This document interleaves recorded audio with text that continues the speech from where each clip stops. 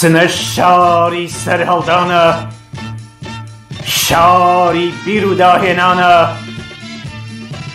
شاری آخیز و پیش روه، شاری دادی ببروه،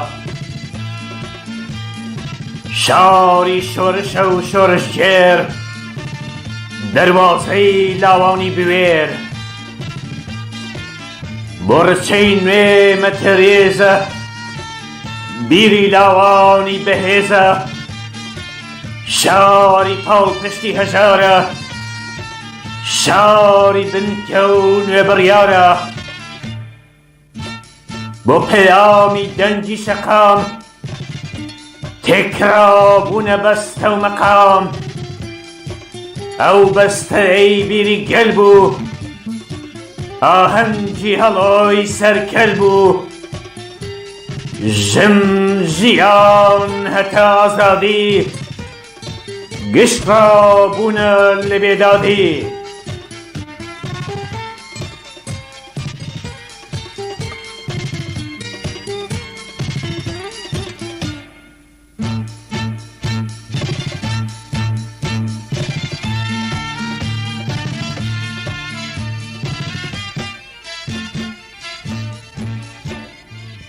دنجی شقامت پیروزه، سوزی گلان هاو سوزه، دنجی شقام دنجی جینا، دنجی بزاو و جمینا، شقلی رهاب و بیدادی، با خملینی ریاضادی،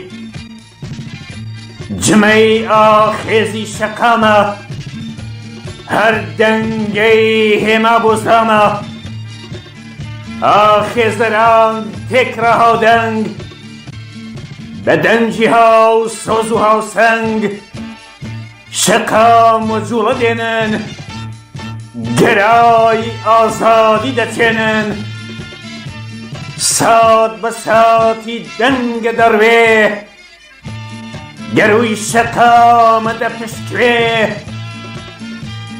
جن جیان حتی آزادی، گشت را بونه لبیدادی.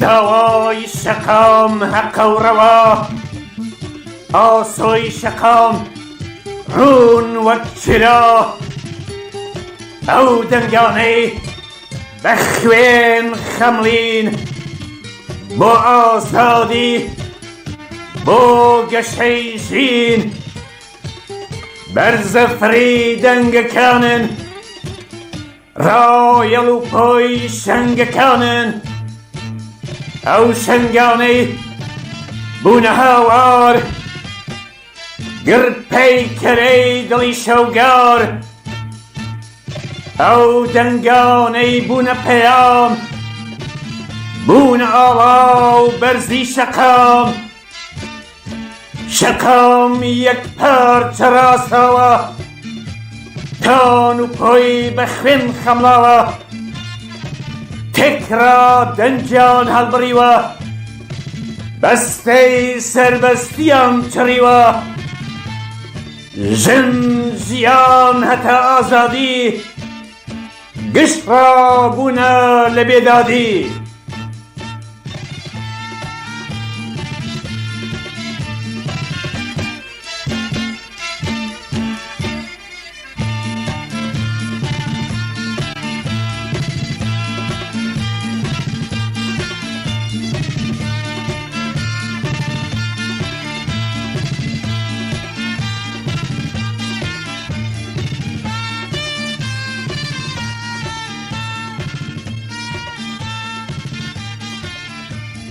سنه تو چاوی گرکانی، دنجی بزاو و رسکانی، سنا هەوێنی خەباتی مسۆگەری ڕێینەجاتی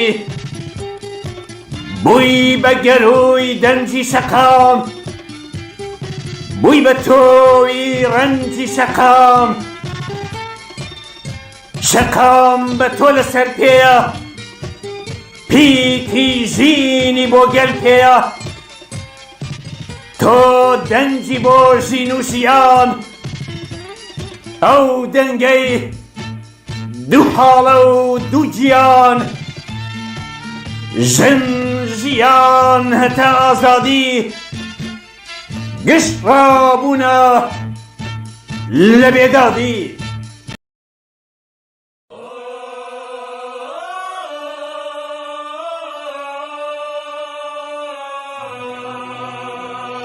ئاگری شۆڕش هەڵی کرد لە شار بە شاری کوردستان بووینە ئاڵا هەڵگری شەڕ دژی قەڵای داگیرکەرە بمان کوژن بە خۆم پارە و بۆم بوو بوو لەو کیمیا باران ئێمە فێرین کە بین بە دەنگ بۆ تەرمی بێدەنگی یارە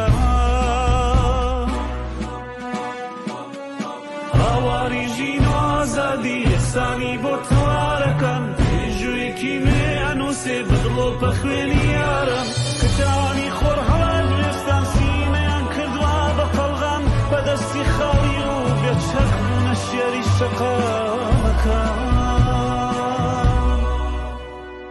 بۆنی باروت و گاز و خوێن هەستی بەرخۆدانی هەژاند سەری هەڵدا گەلی تووڕا بەرەو ئاسۆی ڕوونی ژیان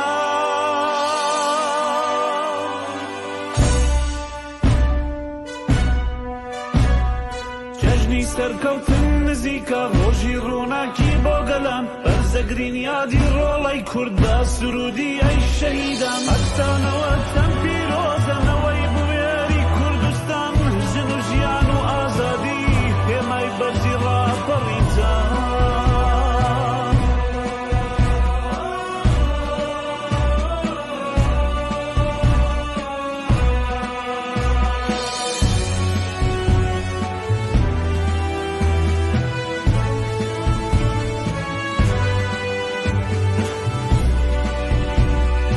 هاواری ژین و ئازادی یەکسانی بۆ توارەکەن ژوویەکی نوێ ئەنووسێ بدڵۆ بە خوێنی یارم کچانی خۆر هەڵان لێستان سینەیان کردووە بە قەڵغان بەدەستی خاڵی و بێچەک بوونە شێری شەقامەکان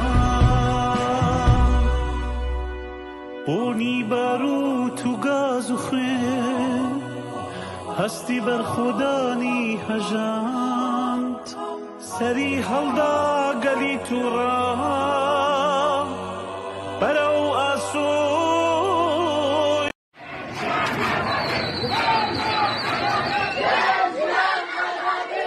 اینجا کردستان است کابوس فاشیستا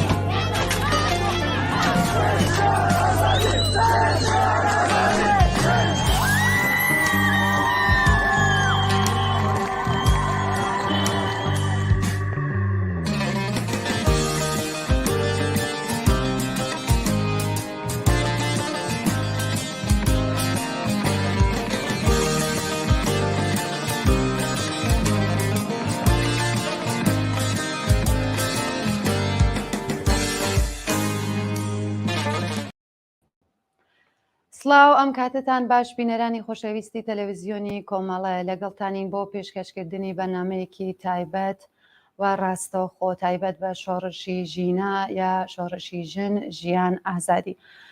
خۆتان ئەزانن کە زیاتر لە 4 مانگەکە شۆڕشی ژینە لە ئارادایە و شۆڕشێکە هەموو دنیای هەژاند و ئێمە شاهدیەوە بوون کە لە زۆربەی شارەکان لە هەموو دنیادا هاتنە پشتی ئەم شۆڕشەداوە پشتگیریان کرد لە خەڵکی ئێران و شۆڕشی ژینە.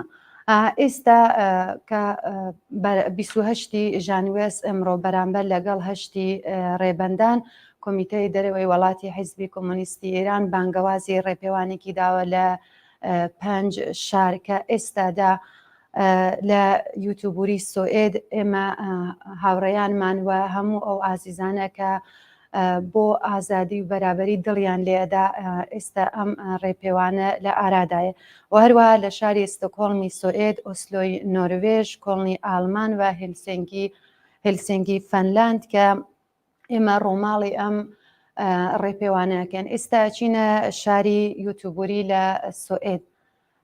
هاوڕێ بێزادی ئەمانی ئەم کاتت باش هاوڕێ بێزادیان. سڵاو ئەو کاتێ ئەوش باش ئەوڕۆ لە تۆریەتی گوستاو ڤادۆسۆنی یوتیوبەری کۆبووینەوە. سڵاو ڕێزمێ بۆ بینەرانی ئازیز و خۆشەویست.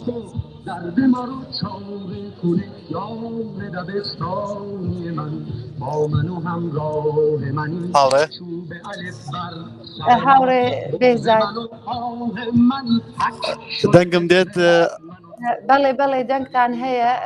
تکایە ئەو مەراسمەکەی ئێوە دەستی پێکردووە ئەگەر ئەتوانن تۆزێک بن بۆمان لەسەر مەراسمەکەەوە چۆن بووە ئەم ڕێپێوانەیە ئەم مەراسمە دەستی پێکردووە و چۆن بەڕێوەیە چێ. بەڵێ ئەوڕۆ دوای ئەوەی کە لەلایەن تەشکیلاتی خارج لە کشوەری حیزبی کۆمۆنیستی ئێران کۆبوونەوەیە کرا کە داواکرا لە حیزب و سازمانەکانی دەرەوەی وڵات و هەروەها حیزب و سازمانەکانی سوئێد کە پشتیوانی بکەین لە ئینقلابێکە لە ئێران ڕوویداوە ئێستا بۆیە هەر بۆ هۆیەشەوە ئەوانی شاتنە هانا و تاییدیان کردووە شتە. ئێستاش لێرە ئێمە لە یوتیوبەری کۆبووینەوە و دیارەکە خەڵک بە وردە وردە دێت بەرە و ئەو تۆریەت تقریبەن و 5 دقەیەک دەبێت لە وەختەکە تێپەڕ بووە، بەڵام پێوەی خەڵکی پێوە زیاد دەبێت وردە وردە. هاوڕێ بێزاد تکایە بۆمان بڵێ کە مەراسمەکە چۆن بەڕێوەچێت؟ ئایا کەسێک هەیە کە سوخەنڕان بێ یا ئینکە ڕێپێوانە یا هەراوا کۆبوونەوەیەکی ناڕزایەتیە؟ بەڵێ سوخەنڕان شتە هەیە لەلایەن حیزبە سوێدیەکانەوە سوخەنڕانی دەکرێت بە زمانی سوێدی و لەلایەن حیزبە کوردەکانیشەوە وابزانم چەند کەسێک هەیە کە قسە دەکات و سوخەنڕانی دەکات. ڕێپاوان نییە وەک ڕێپێوان، بەڵام کۆبوونەوەیەکە لە مەرکەزی شاری یوتیوبەری.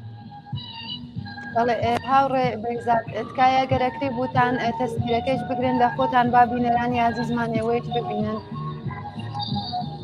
بەڵێ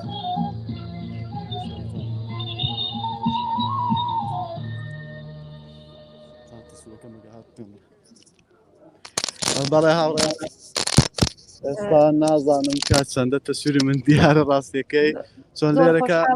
سپاس مەمنون.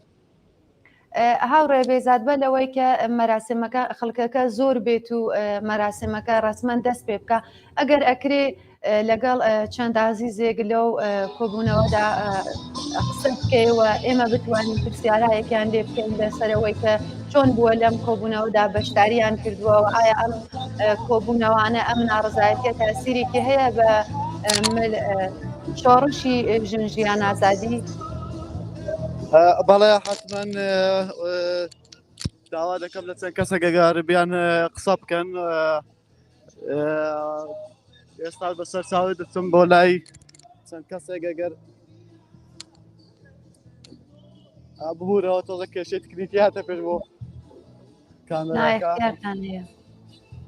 ئێستا چاکەوێت.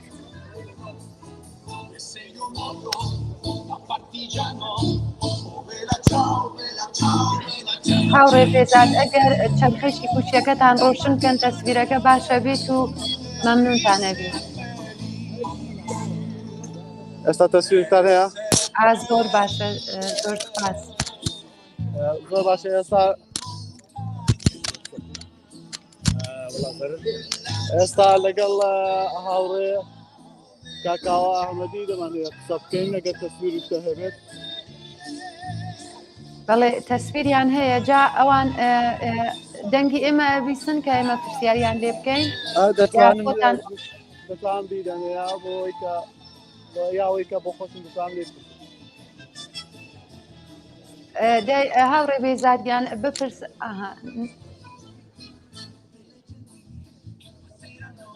ئەو کاتت باش هاوڕێگیان ئەو کاتە ئێوەش باش هیوادارم ساغ و سڵامەت بن سەرحاڵ من فەرمونون. زۆر سپاس هاوڕێگیان مەبەستی ئێوە لە شرکەت دلم ئاکسیۆنەدا چی بوو ئەگەر ئەکرێ بۆمان لەسەرەوە قسە بکەوە ئایا ئەم ئاکسیۆنهایەک بەم شێوەدا توانن تأثیر گۆزار بن لەسەر ئەوەی کە کۆماری ئیسلامی هەرچی زیاتر منزەوی بێ یا اینکە لە ناوی وڵاتە چ ڕنگدانەوەیەکی هەیە ئالەم شێوە ناڕەزایەتیانە؟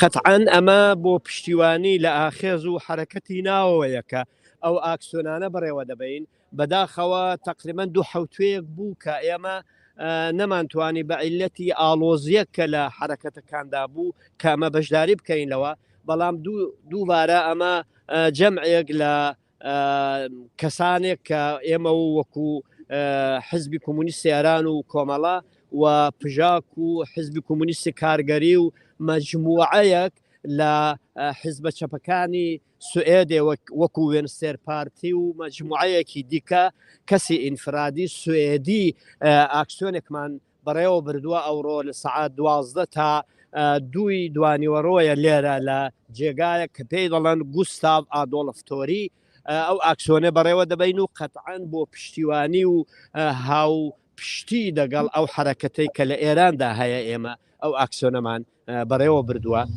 کە جەمعێک بەشداریان کردووە و چاوەڕێین کە خەڵکی دیکەش زۆرتر بەشداری لەو حرەکەتەدا بکەن. زۆر سپاس دەکەم هاوڕێکاوە پێتان وایە کە ئەم ئاکسیۆنەدا ئەتوانێت لەسەر دەوڵەتی سۆوێت تاسیقدار بیانێ بتوانێت ڕنگدانەوەیەکی بێ لەگەڵ ئەوەی کە چۆن لەگەڵ جمهوری ئیسلامی و ئەو حکوومەتەدا هەڵسوکۆت بکە؟ قەتعەن تەسیری دەبێت چونکە وێنەسێر پارتی کە خۆی لە پارلەمانی سوئێددایە بەشداری ئەو ئاکسیۆنەیە و جەمعێکی زۆریش خەڵکی سوئێد کە وەکو خەڵکی ئینفرادی و چەپەکانی سوئێد لەو حرەکەتەدا بەشدارن قەتعەن تەسیری مثبەتی دەبێت لەسەر دەوڵەتی سوئێدیش چونکە قەتعەن ئەو حرەکەتە ئەوان ئینعیکاسی دەدەنەوە بە پارلەمانی سوئێد خۆی لە خۆیدا بە معنای ئەوەیە کە دەخالەتگەر دەبن لە بۆ پشتیوانیکردن لە حرەکەت و ئاکسیۆن و اعتراضهایەکی کە لە ناوەوەی ئێران هەیە ئەوە دەتوانی حمایەت و پشتیبانی بێ لە ئەم حرەکەتە. زۆر سپاس ئایا دەوڵەتی سوئێد تا بە ئەمڕۆ کارێکی کردووە کە بتوانێت شۆڕشی ژینا بخاتە بەرەو یارمەتی دەری خەڵکی ئێران و هەموو ئەو خەڵکە ئازادی خوازە بێکرد لە دەرەوەی وڵاتیش دڵیان لێ ئەدا بۆ خەڵکی ئێران و بۆ ئازادی و بەرابەری؟ دیارە کە لە ئوروپادا حرەکەتێک کراوە بەڵام بەداخەوە لە سوئێد غەیرە چەپەکان نەبێ حرەکەتێکی ئاوا بەرچاو نەبووە بەڵام دیارە فشارێکی زۆریان لەسرە جەمعێک لە پەرلەمانتارانی سوئێد مەسەلەن کەسێکی وەکو ئامینەی کاکەباوە و حزبی چەپی سوئێد فشارێکن لەسەر حزبی چەپی سوئێد فشارێکن لەسەر حکوومەتی سوئێددا بۆ ئەوەی کە زیاتر دەخالەتگەر بێ لەو حرەکەتەی کە لە نەواوەی ئێراندا هەیە. زۆر زۆر سپاس هاوڕێکاوە دەستان خۆش پێ و ماندوو نەبن. ئێوەش سپاس بۆ ئێوەش کە توانیتان پەیوەندیمان لەگەڵ ببرن و سەرکەوتو بن و سپاسان دەکەم. سپاس. هاوڕێ بێزاد ئێستا دەنگی منتان هەیە ئێوە؟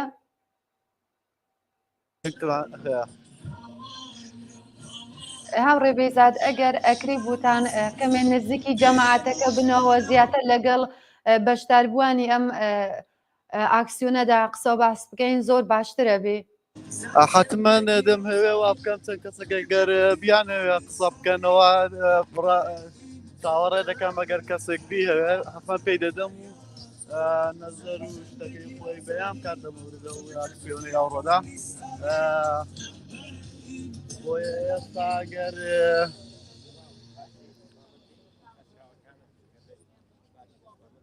هاوڕێ بێزاد هاوڕێکاوی شارەی کرد کە لە ئەحزابی چەپی سوئێدیشدا بەشداریان کردووە ئەگەر ئەکرێ ئێمەش بتوانین لەگەڵ ئەوانە قسە و باسێک بکەین و ئێوە قسەکانی تەرجمەکەنەوە بۆ ئێمە زۆر باشترە بێوە زۆر سپاس دەکەم. بەسەر چاو ئەگەر کەسێک بیهەیە قسە بکە حتمما پێی دەڵێم یا داوای لێ دەکەم کە قسە بکات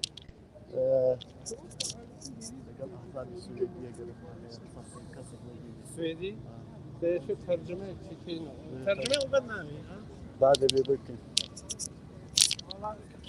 زۆر کورد لەگەڵیانە قسەکەین کە مەجای کەم بگرێت و ئێوەش بتوانن تەرجمەیکەنەوە بۆ ئێمە بۆ بینەرانمان. دو دقيقة قصيرة شحال دقيقة بترجمة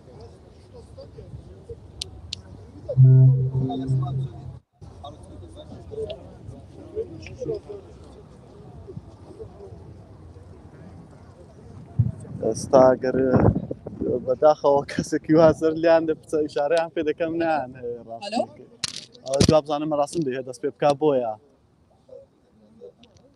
سوخەڕانوشتەکە ئێستا دەهەیە دەست پێ بکات دەکەن لەگەڵ سەر قسەکردنەکەیان هەیە زۆرتر گوێ لە قسەکان بگرن کە دەڵێن چی کیشەنی ئێمەش ئەگەر دەنگ گوێچکەمان بە گوێمان لە دەنگی سوپەنڕانەکە بێ زۆر باشترە بێ زۆر سپاس دەکەین هاوڕێ بێزاد هاتەمان حتمما وا دەکەم کە دەنگ بێت دەنگتان هەیە ئێستا لە سوپەنڕانەکە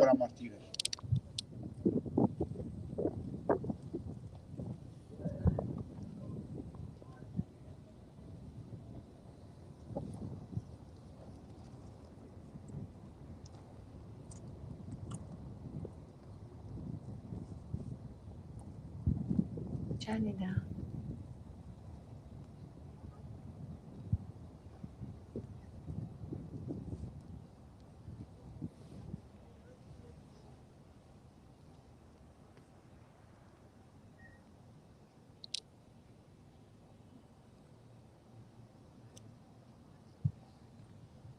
شاهید نامرن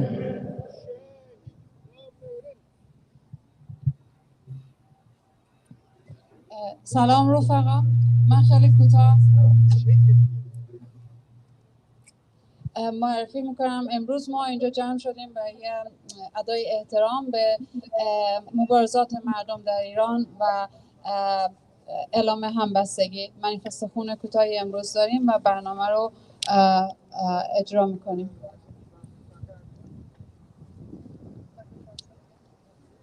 Alltså vi börjar med kamrat Frida från Vänsterpartiet håller tal. Välkommen Frida. لەلایەن چەپی سوێدەوە قسە بکات ناوی فریدا. Tack så mycket. Frida Tångar heter jag och jag är riksdagsledamot för Vänsterpartiet. Den 16 september mördades Jina Amini av iransk moralpolis. Hennes så kallade brott var att hennes hår hade synts under slöjan. För detta fick hon betala med sitt liv. Under 40 år har kvinnor i Iran levt under regimen. ئەگەر ئەکرێ کەمێ نزیکتر بچن و ئەگەریش ئەتوانن زۆر قسەکانیان تەرجمەکەنەوە بۆمان یا کەسەکە معرفیان زۆر سپاس دەکەین. Som mördades. Ännu ett statligt sanktionerat mord. Men mordet på Jina Amini blev droppen som fick bägaren att rinna över. Tände gnistan som tände den elden. Den eld som fick kvinnor att hitta mordet.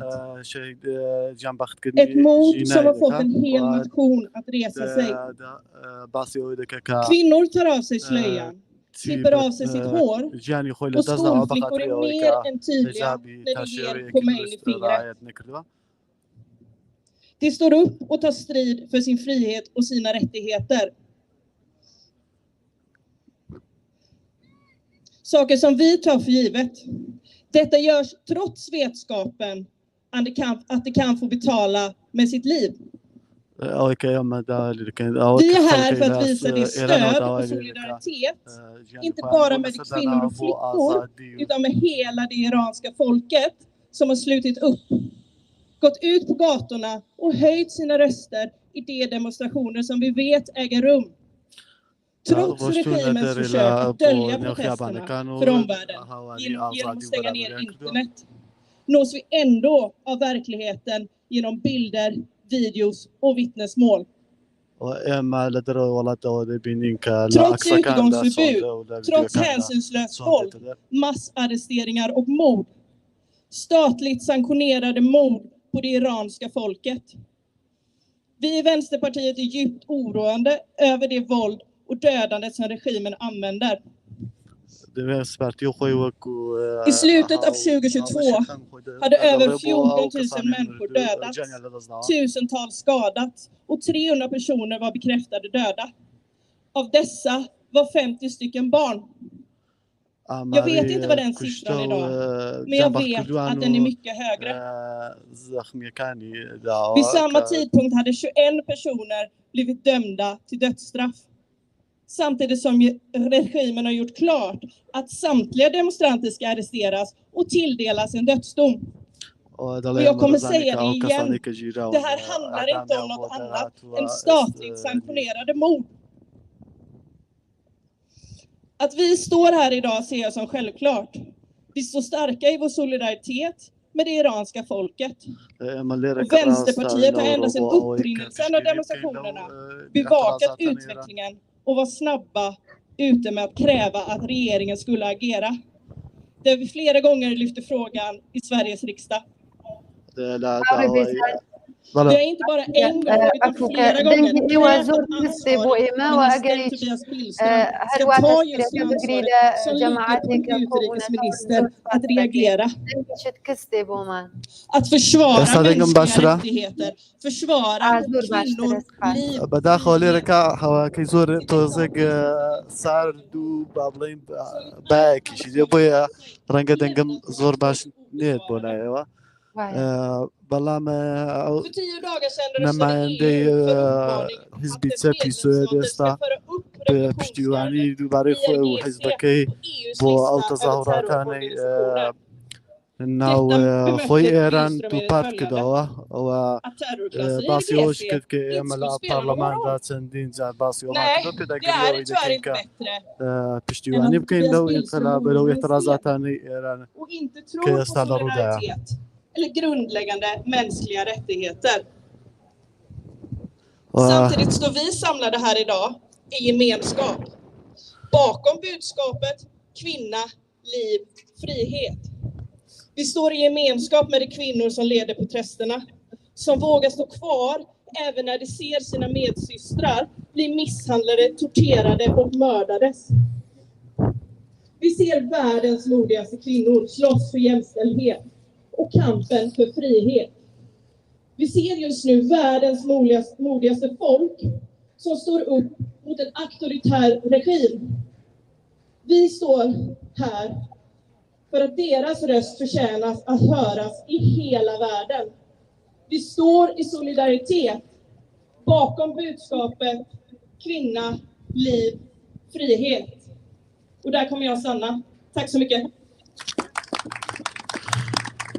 هاوري أقرب مهوي كورتي أقلا بقصة كاني معني حزبي تابي سويد باس كم هو مكتي بشتواني ده كم لا بشتواني ده كحزبي تاب لا أو اعتراضات عني ناو إيران وتسندين داريش يستاش كده قريبا كان لا برلماني سويد كده همو سويد وقت دولت پشتیوانی بکن لو احترازاتنا وباسی آمار هاکی شی آماری که دارد بری که چندها کسی جنگان دست داشتن کسانیش بابلین زخمی بود.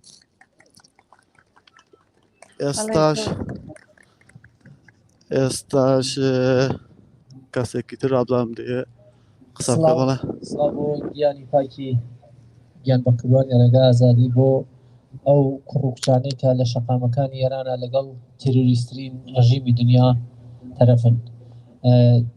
ئەم ئاوازەم با شاعری خۆشەویستمان کاک ئەحمەدی بازگر پێشکەشی ڕێگای ئازادی ئەسعەد مەریوانی هەڵبجام دەیهەوێت ئاوازێک بڵێت بۆ بوونەوە.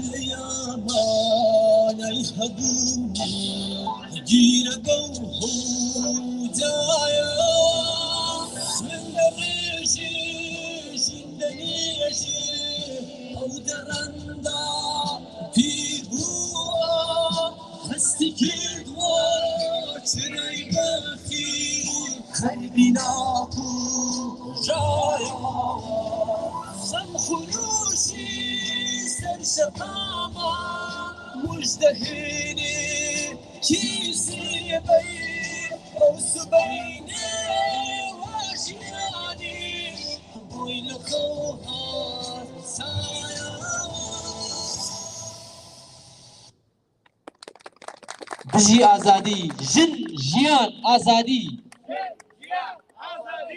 زن زندگی ئازادی، مرگ بر خامنه‌ای، زنده باد آزادی،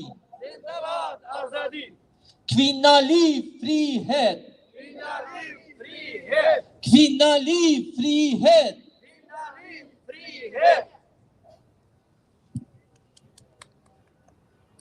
Tack så mycket. Okej kamrater. Jag kommer att läsa en tal som är ett gemensamtal av olika organisationer. Hej kamrater. 127 dagar har gått sedan revolutionen i Iran påbörjades. 127 dagar av protester. Minst 19 400 arresterades. Minst 516 döda, varav 70 är barn. 109 riskerar dödsstraff och 70 personer har redan blivit dömda till döden. 4 personer har tyvärr avrättats. Med 3 enklare ord började en stor revolution. Kvinna, liv, frihet. 3 enklare ord som säger Auribeza dengagatan kisa gerekli mikrofon kemi birine niziktir samlas vi åter بله för att آواز زور باش stötta alla modiga زور باش. frihetskämpar i Iran. او استایت لایه که دخونه تو کل لعن هم او لعن انا ك او اكسونيان بكن او نصراوا لا اول لا باسی امرها که اند امریکی داره که سن کسک جانی لا دزداو سن کسانک زخمی بود سن کسانک اعدام کراون Vanligt folk från alla möjliga städer och byar i Iran. Från Kurdistan och Azerbajdzjan i norr till Baluchistan och Sistan i öster. ذلك سونيتي بكاتني او تظاهرات هيك چون دستي بكردو كلا كردستان او دستي بكردو يا زبادن داگشت بلوچستان و يوم ايران Ett گرتو liv utan frihet inte är något liv och som vet att kvinnors frihet är allas frihet. ده شعراء كلام كدعوة دكن دنيا ببيع جن يتماني كناوا آزادي جن برابر با آزادي هم كسكان.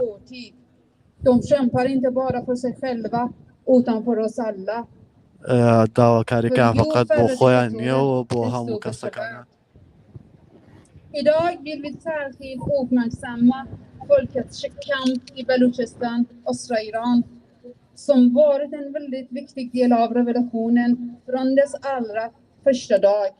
Ett folk som trots 44 års religiös, kulturell och etnisk diskriminering visat prov på stort mod och förmåga att delta i och leda revolutionen. Systrar och bröder i Baluchistan, vi har inget annat än respekt, solidaritet och djup känsla av stolthet för er.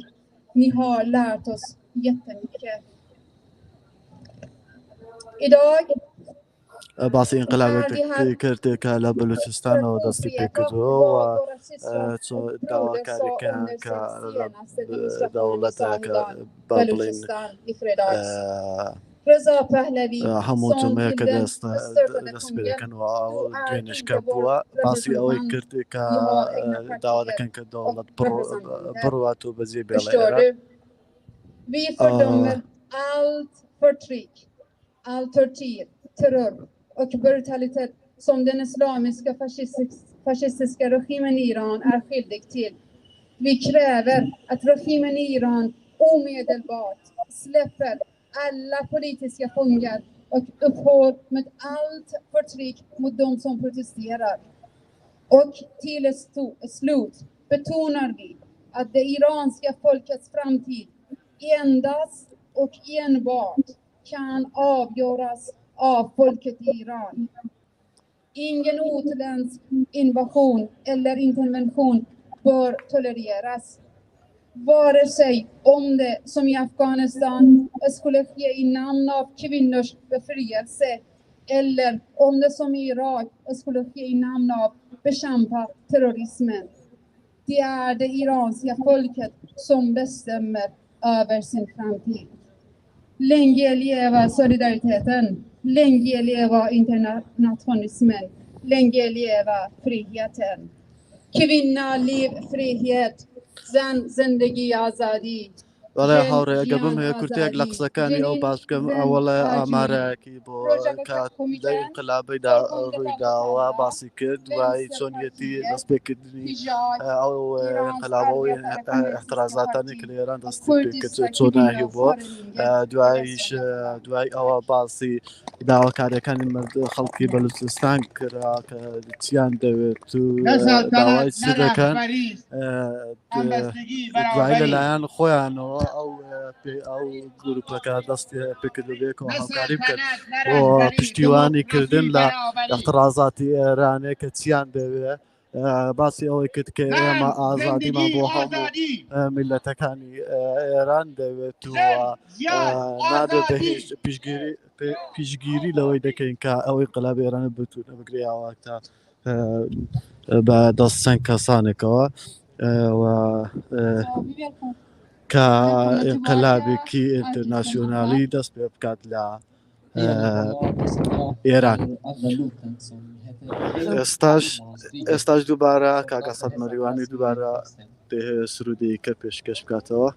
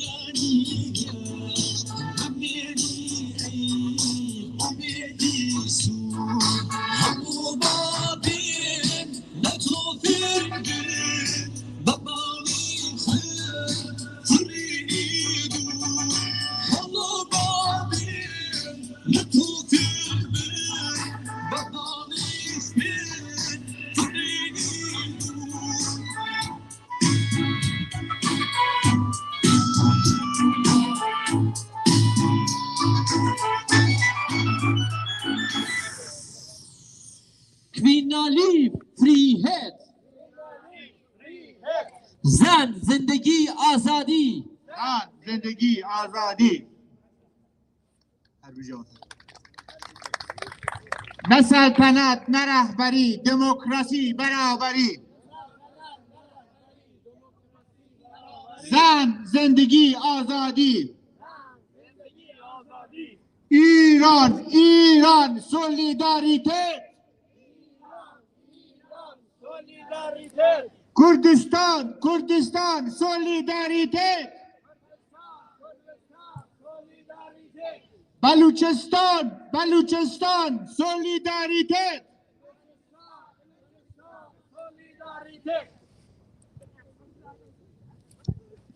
Tack så mycket. Vi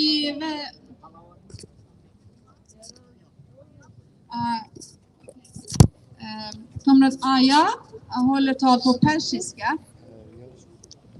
هاوڕێ ئێستا هاوڕێ ئاریا دەیەوێت قسە بکە بە زمانی فارسی. تک در آریا هیدایا. سلام بر شیران انقلابی در کف خیابان‌های ایران. 127 روز از شروع انقلاب مردم ایران می‌گذرد. در جریان این انقلاب دست کم 19400 نفر بازداشت شدند. 516 کشته که 70 نفر از آنها کودکان بودند.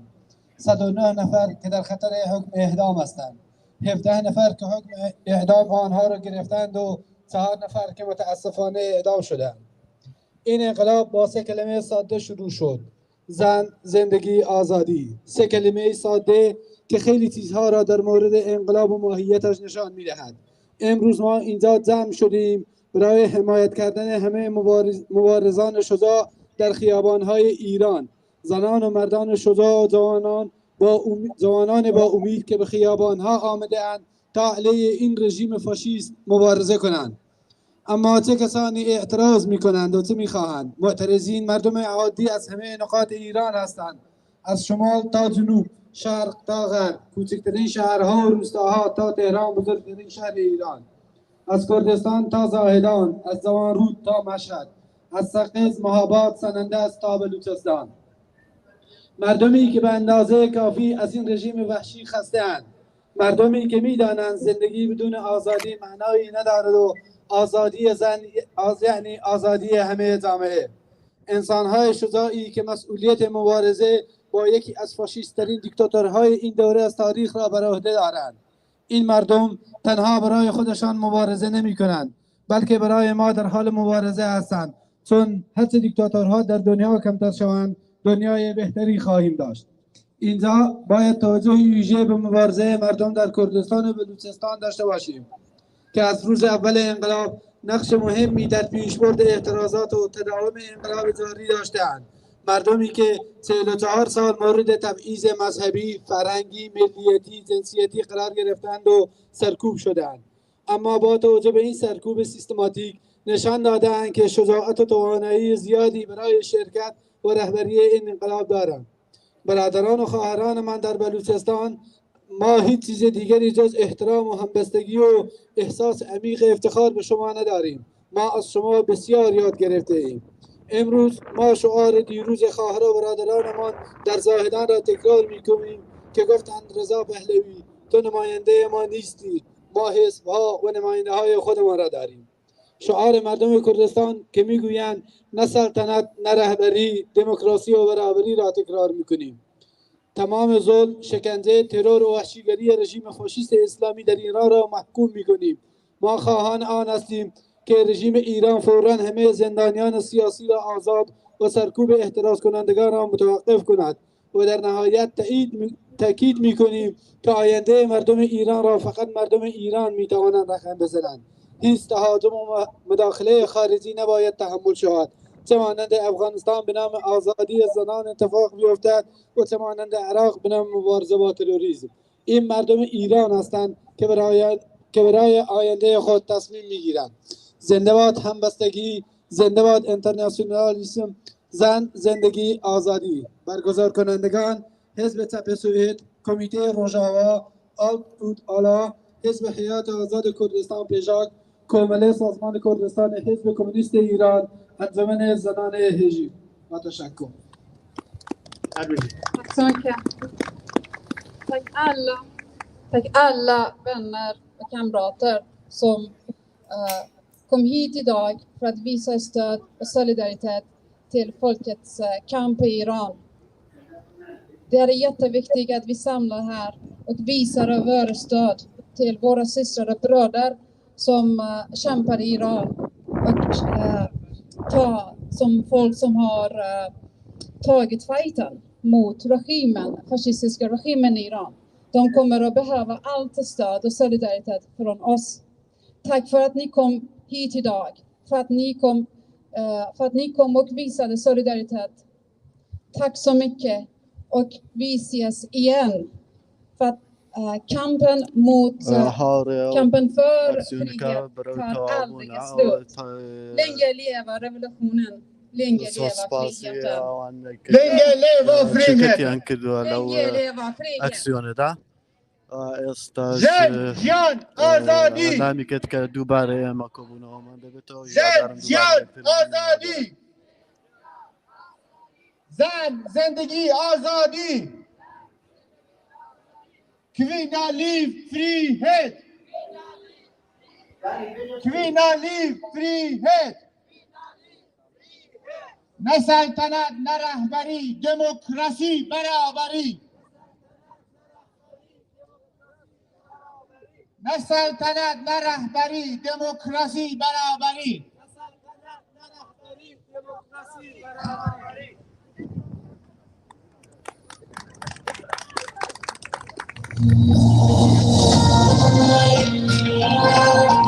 هاورە دەنگتانەیە بێزادگیان دەنگی وهەیە زۆر سپاس لەوەی کە زەحمەتت پێتا زۆر مەمنونتین. سپاس بۆ ئێوەش دەستیش خۆش بێت و ماندوو نەبن. دەستان خۆش بێت. بەڵێ بینەرانی خۆشەویست هەروە کە بینیتان ئەم بەرنامە تایبەتە بە ئەم بەنامەی ڕاستەوخۆی تەلەڤیزیۆنی کۆمەڵە تایبەتە بە ڕۆماڵی ڕاستەوخۆی ئاکسیۆنی سەراسەری دژ بە کۆماری ئیسلامی کە کۆمیتەی دەرەوەی حیزبی کۆمۆنیستی ئێران بانگەوازەکەی دابوو و ئێمە ئێستا لەگەڵ هاوڕێ بێزادی ئەمانی لە شاری یوتیوبوری بووین کە ئاکسیۆنەکەمان بینی و زۆر سپاسی هاوڕێ بێزادی ئەمانیەکەین. جا چەند شاری تریچ هەیە کە دواتر ئەوانیش ئامادە بوون هاوڕێیانمان ئێمە ئەو ئاکسیۆنەوە ئەو ڕێپێوانە ڕاستەوخۆ پێشکەشی ئێوە ئەکەین شاری ئستۆکهۆڵم لە سوێد، ئۆسلۆ لە نۆروێژ، کۆڵنی ئالمان و هێلسینکی لە فەنلاند. ئێستا تا ئەو هاوڕێیانمانە ئامادە بن ئێوە چەند کلیپێک ببینین دینۆ بۆلاتان.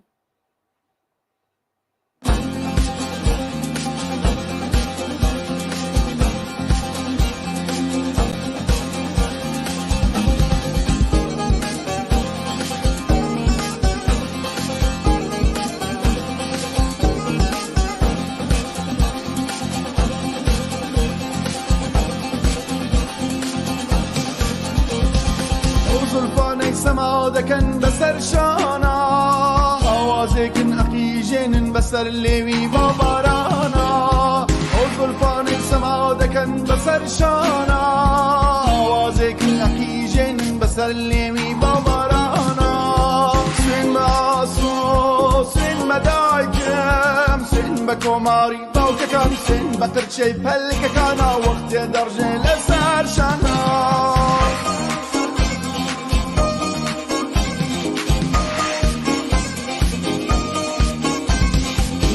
مزروی کۆڵانەکان چاوەڕوان شەقامەکان بۆ ژنجیان بۆ ئازادی بۆ دوا ڕۆژێک دڵ لە شادی بۆ ژنج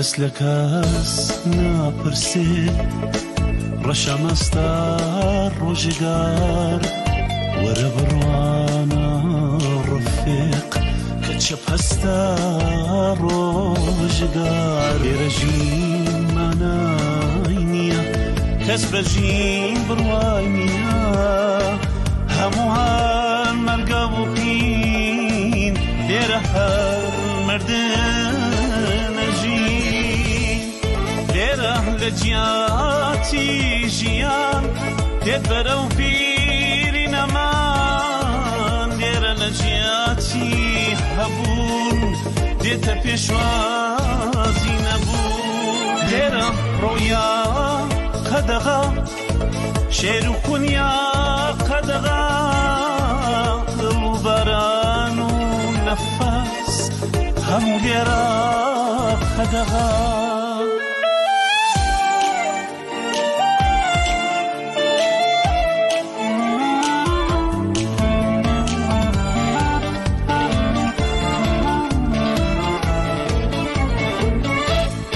ئێرە هەر بەندە و بەس بەند و بەندی و قەفەس بەڕە لێرە بێجگرە بەش بە سینگی تۆ نەفەس نەبزەی دڵدارێ نەوشەی بۆ یاریێ نەوتەی دێتە دەرێ لە زمانێ زاریێ لێرە لە جیاتی ژیان دێت بەرەو پیری نەمان لێرە لە جیاتی هەبوون دێتە پێشوازی نەبوون لێرە ڕۆیا قەدەغا شێر و خونیا قەدەغا دڵ و بەران و نەفەس هەموو لێرە قەدەغا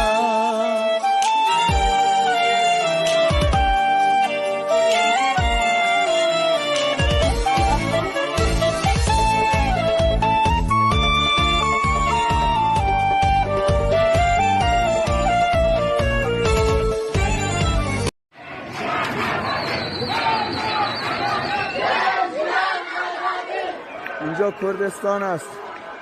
کابوس فاشیستا.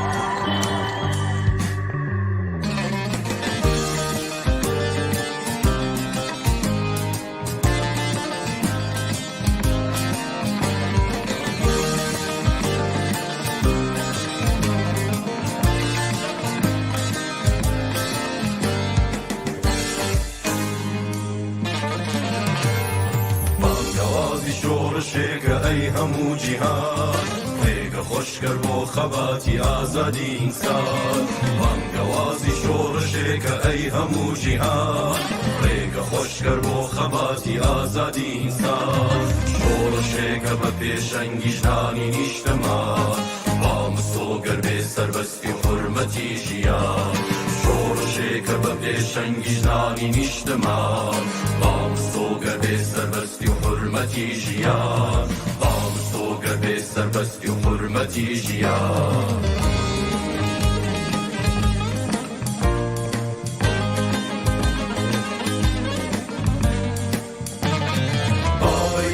باو یەک بین بێگاتە و گەلان یەکیەتی ترس دەخاتە دڵی دوژمنان بابە یەک بین بێگاتە و گەلان یەکیەتی ترس دەخاتە دڵی دوژمنان خۆ نەویستی بەدی دێنێ ئاوات و خەومان باڵندەی ئامانجمان نەفڕێنێ بۆ ئاسمان خۆ نەویستی بەدی دێنێ ئاوات و خەومان باڵندەی ئامانجمان نەفڕێنێ بۆ ئاسمان باڵندەی ئامانجمان نەفڕێنێ بۆ ئاسمان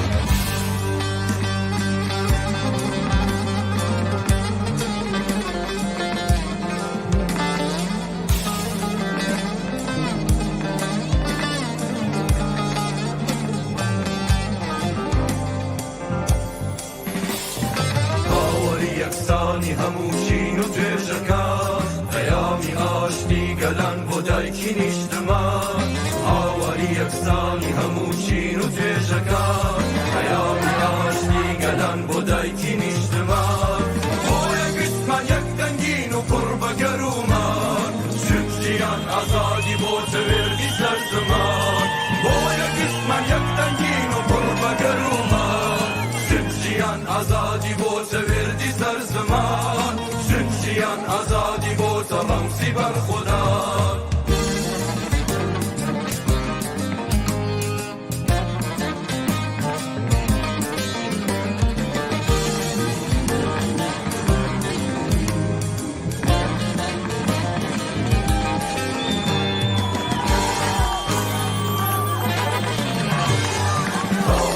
کۆیلەی زۆردارانەی ئینسانەکان بۆ دەبێت چاوەڕێ مەرگ بین لە هەناسەدا ساڵەکەی کۆیلەی زۆردارانەی ئینسانەکان بۆ دەبێت چاوەڕێ مەرگ بین لە هەناسەدا شۆڕژێکی گەورە بێکخەین بۆمان و نەمان با یەکجاری ئازادی بێت بەداهاتومان بۆیە گشتمان یەک دەنگین و پڕ بە گەرومان ژیان ئازادی بۆ تەوێردی سەر زەمان ژیان ئازادی بۆ تەڕەمسی بەرخودا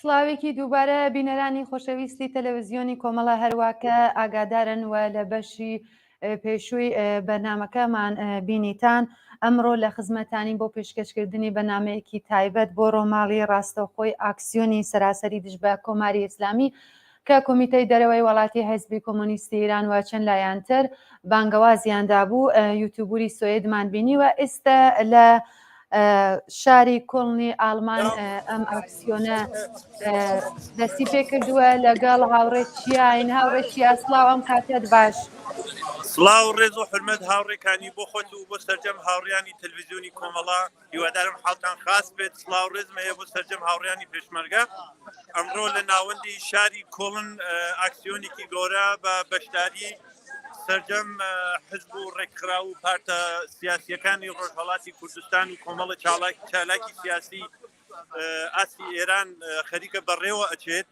تازە خەریکە دەست پێکات هاوڕێگیان ئەم ئاکسیۆنمانە بۆ پشتیوانی و هاودەنگە لەگەڵ شۆڕشی ژینا و لەگەڵ خەباتێکە خەباتکاران و ڕێبەرانی ڕاستەقینەی ئەم شۆڕژە نوێ لە ناو خیابانەکان و شار و دێهاتەکانی ئێران و کوردستان بەڕێگەیەوە و هەر لێرەوە ئێوێژین ئەژین ئەگەر ڕێبەرێک هەیە ئەو خەڵکن لەسەر خیابان و جادەکان ڕێبەرێک هەیە ئەوانن کە ئێستا لە سەنگەرن بێجگە ئەوە ڕێبەرێک نییە و خەیاڵی خاوە لەگەڵتانم هاوڕێکانی گیانەگەر پرسیاری هەبێت زۆر سپاس هاوڕێکی یاگیان دەستان خۆش بێ و ماندوونە بن سپاس کە زەحمەتت کێشا هاوڕێکی ئەگەرەکەی ئێمە لەگەڵ چەند عزیزێک لەو کۆبوونەوەدا قسە باسێک بکەین زۆر زۆر سپاس دەکەم مەمنونە بن بەسەر چاو هاوڕێگیان دقیق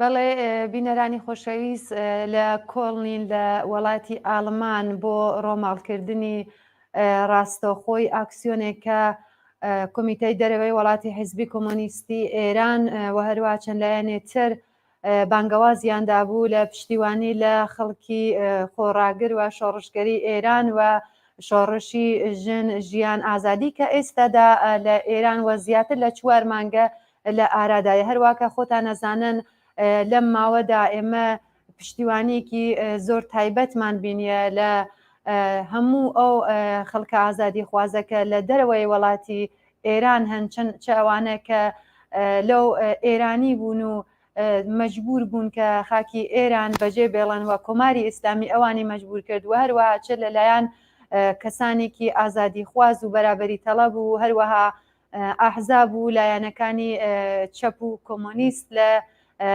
بەشێکی زۆر لە هەموو وڵاتەکانی دنیادا ئێستا لەگەڵ هاوڕێچیە محەممەدی داین لە کۆڵنی ئالمان کە ڕۆماڵی ئەم ئاکسیۆنە پێشکەشی ئێوەی ئازیز بکە هاوڕێچیە ئیسە دەنگی منە بیستن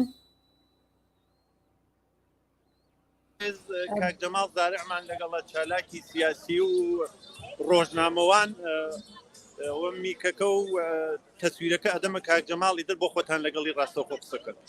زۆر سپاس.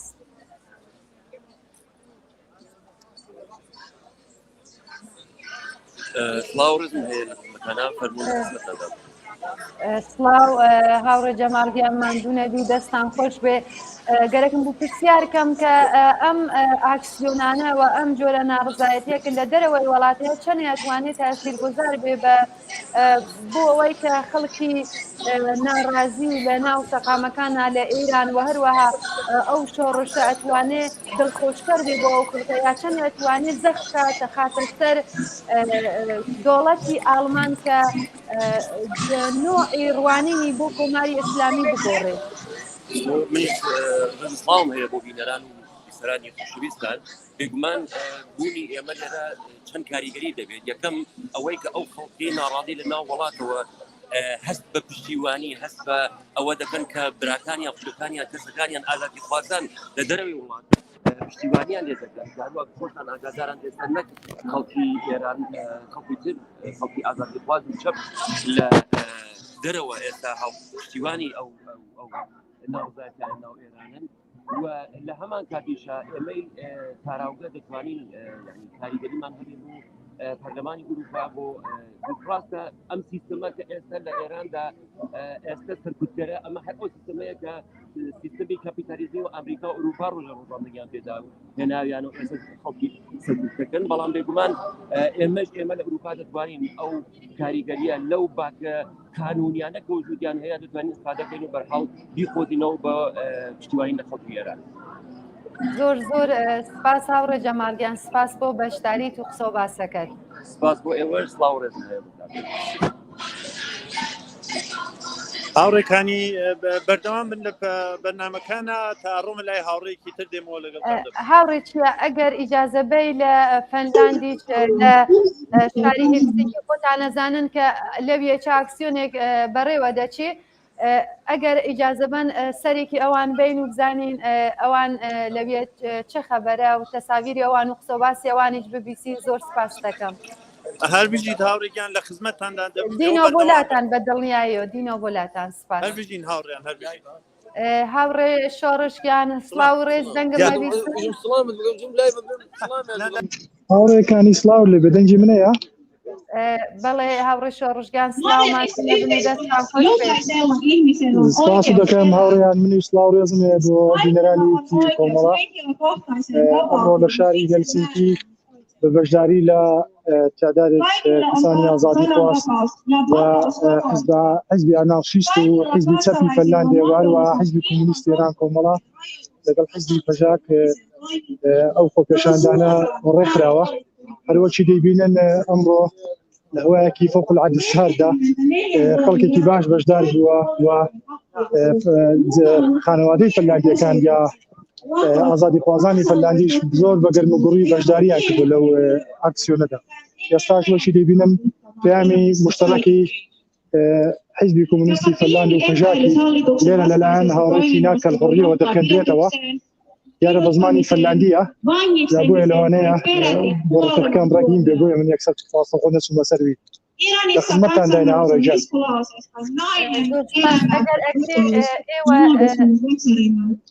کورتەیەک لە پەیامەکەمان بۆ تەرجمەکەنەوە زۆر سپاس دەکەم. مەمنونم.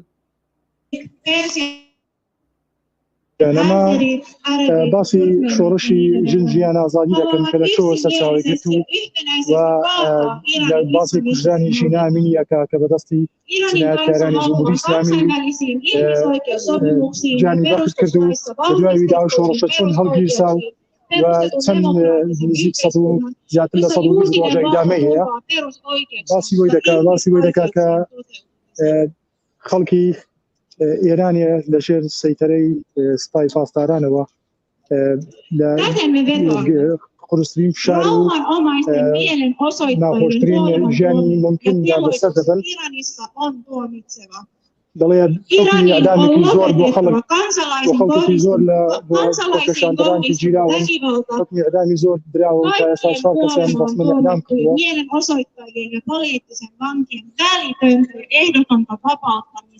و داوا دەکەین بەبێ شەرت و شروط ئازاد بکەین جیراوانی ئەو خۆپیشاندەرانە و دەبێت سوپای پاسداران و ئەو کەسانەی کە دەستیان لە کوشتاری خەڵکیدا هەبووە هەرچی زووتر لەلایەن ئەوروپا و لەلایەن هەوای وڵاتانی دنیاوە مەحکوم بکرێن و بنێن لیستی ترۆریستی بهاویشترێن داوای داخرانی سفارەتەکان دەکەین لە توای وڵاتەکانی خۆیان و سەفیرەکانی خۆیان دانکەنەوە لە تارانوە. بەڵێ هاوڕێکانی گیان لە خزمەت ئەگەر ئەکرێت تەسویرەکەی لە خۆتان بگرن و پێمان بێژن کە چ ئەکەن. زۆر سپاس دەکەم هاوڕێکانی گیان وەکی ئازم کردن لەوەڵەوە ئەو خۆپیشاندانە لەلایەن حیزبی کۆمونیستی ئێران کۆمەڵەوە و هەروەها لەلایەن پەژاک و خۆپیشاندانەکە ڕێکخراوە و حیزبی چەپی فەلاند و ئانارشیستەکان و تعدادێکی زۆر لە ئازادی خۆزان و دانیچوویانی حتا ئێرانی بەشدارن دنیەوە تەظاهراتەکە. ئێستاژ لەلایەن حیزبی کۆمونیستی فەلاندەوە ئەو پەیامە دەخەنرێتەوە بۆ پشتیوانی لە خەڵکی ئێرانی و لە محکومکردنی جنایەتی کۆماری ئیسلامی.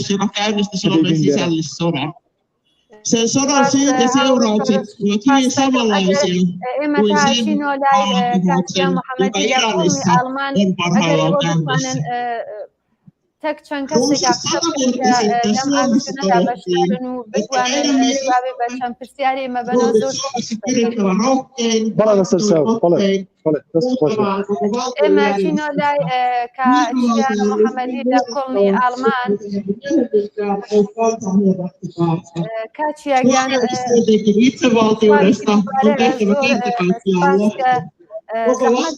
ئەگەر ئەکرێەوە کە ڕۆفێق عەزیزەکە گەرەکی بۆ قسە بکایتە بچینۆ لای ئەو قسەباسیەوی پرسیاری لێ بکەین. زۆر سپاس دەکەم. هاوڕێکانی گیان لە خزمەتتان ئابم دەیەقی با بڕم یەک دقیقە.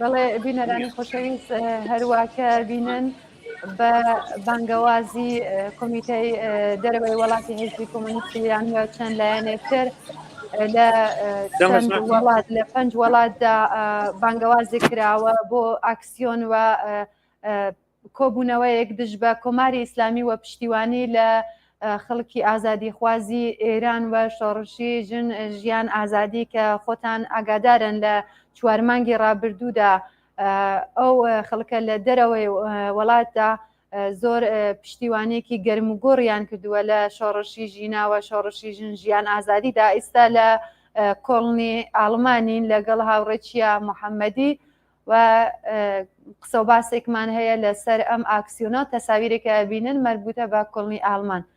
بەڵێ هاوڕێکیە هاوڕێ هەڵمەتگیان سڵاو ئەم کاتت باش. ڕێزی سڵاو خۆشەویستی بۆ هاوڕێکانی عەزیز و هەموو هاوڕیانی کۆمەڵە تێفاو حیزب کۆمونیستی ئێران چاوتان ماچەکەم و ماندوونەبوویتان پێژم. ئیمڕۆیش لە شاری کۆڵنا تەظاهرات و ئاکسیۆنێکە کە 10 حیزبی ڕۆژهەڵاتی فراخانەکەیان داگا. حیزبی چەپی ئاڵمانیش لێرە بەشداری هەست، پژاک لێرە بەشداری هەست، ئەحزاب و سازمانەکانی تری چەپ کە بەشداریان کردگە لێرە. ئێمەش وەکو کۆمەڵە وەکو حیزبی کۆمونیستی ئێران هاوڕێیان هاتکن و بەشداریان کردگە لە مەراسمەکە. حدودەن هەر لە بەرێکەوە لە سەعات یەکەوە دەستی پێکردگە خەریکە یەواش یەواش بەردەم جەمەوێتەوە. تقریبا نەگە درۆ نەکەم 2 تا 30,000 نەفەر فعلەن جەمە و بگەسەوە هەین لە هۆیە مارکی شاری کۆڵنا. امیدوارم بتوانین ئەم ئاکسیۆن و تەظاهراتە بەسەرکەوتوو بووینە بەرەو. مەمنونم لە هاوڕێکانی گیان ئەگەر تۆ پرسیارێکە بێ لەو ڕابطە هەم لە خەمەتان. زۆر سپاس.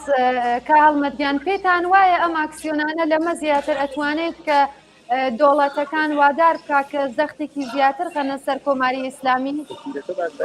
هاوڕێکانی تۆ تەلاشی ئێمە لەم ئاکسیۆن و تەظاهراتە ئەوەیە کە فشار بێنین بۆ پارلەمانی ئەوروپا لەلایەکەوە پارلەمانی ئاڵمان کە بتوانین ئەو فشار و زەختە بخەنە سەر جمهوری ئیسلامی و لە لایەکیشەوە سوپای پاسداران خەنە ناو لیستی تەرۆر هو هدفي أولي أم أكسون تظاهرات فعلا أو فشار سكبتوان سباي باستران فاناليستي ترورا ولا لايكا ضربوا إعدام قالوا بقرن والجمهورية الإسلامي لوزيات الكسر إعدام نكات هو فعلا برنامج مروجي أم أكسون سكبتوانين بفشاري كي زور هو كون جماعتي يقدر زورات كنت إعدادي إلى حزب شفي ألمان حضوري هز وقت حزب شفي ألمان حضوري هز حجاب حضوري هز باقي أحزاب وسازمان كان حضوريان هز أتواني فشاري بيت بنظر من فشاري كيمرو كون تظاهرات عمدس لكونا لها مشاركان لشاري فرانكفورت ولا لدنمارك ولا هولندا ولا هم مشاركان ترى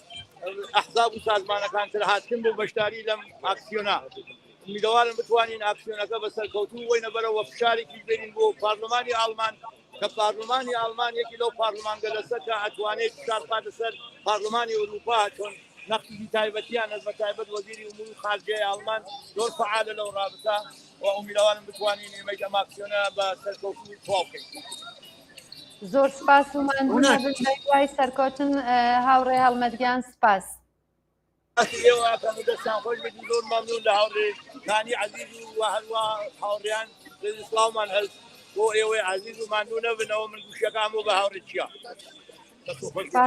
سپاس بۆ هاوڕێ هەڵمەتی پایبەندی ئەندامی کۆمیتە ناوەندی کۆمەڵە لە شاری کۆڵنی ئالمان بۆ قسە و باسەکەی. هاوڕێ چیاگیان ئەگەر ئەکرێ لە جەماعەتەکە تەسویرمان بۆ بگری زۆر سپاس دەکەین.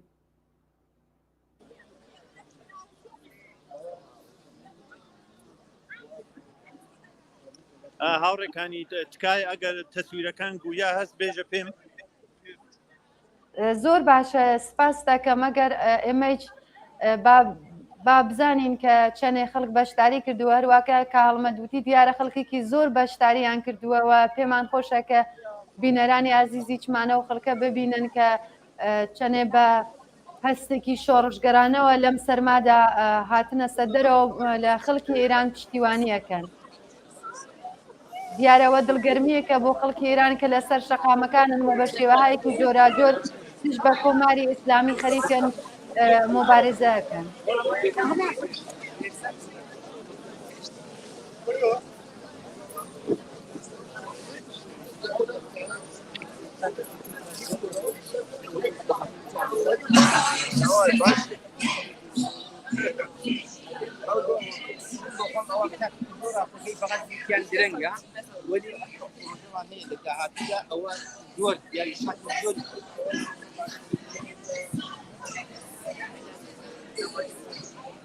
هاوڕێتیا زۆر سپاس دەکەم ئەگەر مەجالێک بێ بڕۆینەوە سەرێک لە شاری هێلسینکی لە وڵاتی فەنلاند لە هاوڕێ شۆڕشی کەریمیان بین و دینەوە بۆ لاکان.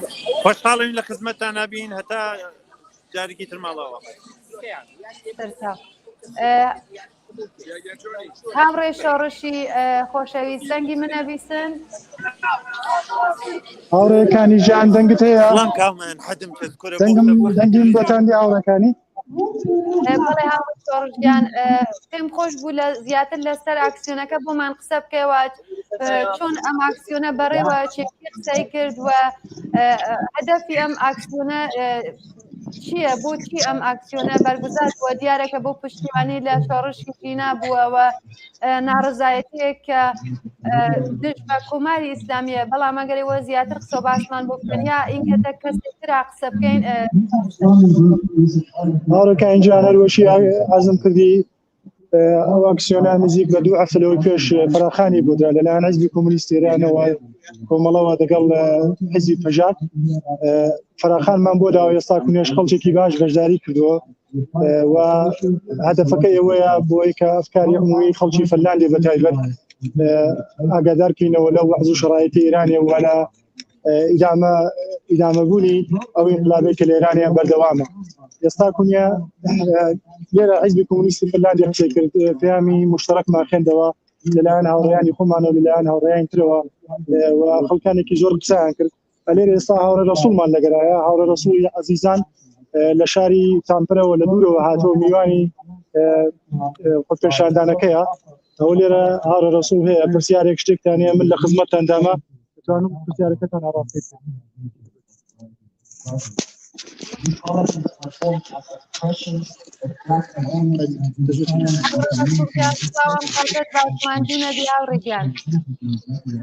چاوەڕێکانی ئەو کاتت باش ماندوو نەبن سڵاومێ لە خزمەتێەوە هەموو بینەرانی دیژەی کۆمەڵەش هاوڕێ ڕەسوول دیارەکە ئەم ئاکسیۆنە دژ بە کۆماری ئیسلامیەوە پشتیوانی لە شۆڕشی ژیان ئازادیکە زیاتر لە 4 مانگە لە ئێراندا لە ئارادایە پێمان خۆش بوو لەسەر ئەم بابەتە تاقسەڵاتی ئێوە ببیسین و پێتان وایە کە ئاکسیۆنهایەکی ئاواوە دەربڕینی ناڕزایەتیایەکی ئاوا ئەتوانی زەختێکی زیاتر خاتە سەر کۆماری ئیسلامی لەلایەن ئەو دەوڵەتانەوە؟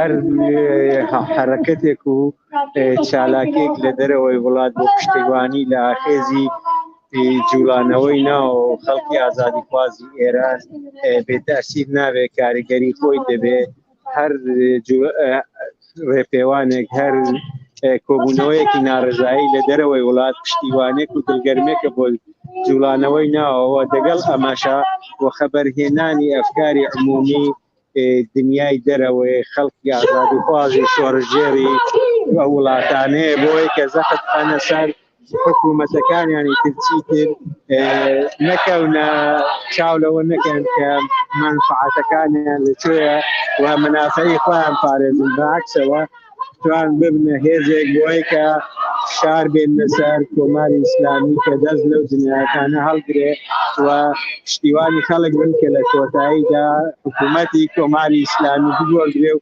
حکوومەتێکی ئازاد و دموکرات لە ئێرانە دابدرێت کە بتوانێت مافە سەرەتاییەکانی هەموو چێژ و چین و چێژی نەتەوەکانی دیکە بێنێتە ئاراوە. زۆر سپاس دەوڵەتی فەنلاند بۆ پشتیوانی لە خەڵکی ئێران و ئەو شۆڕشەدا کە لە ئارادایە.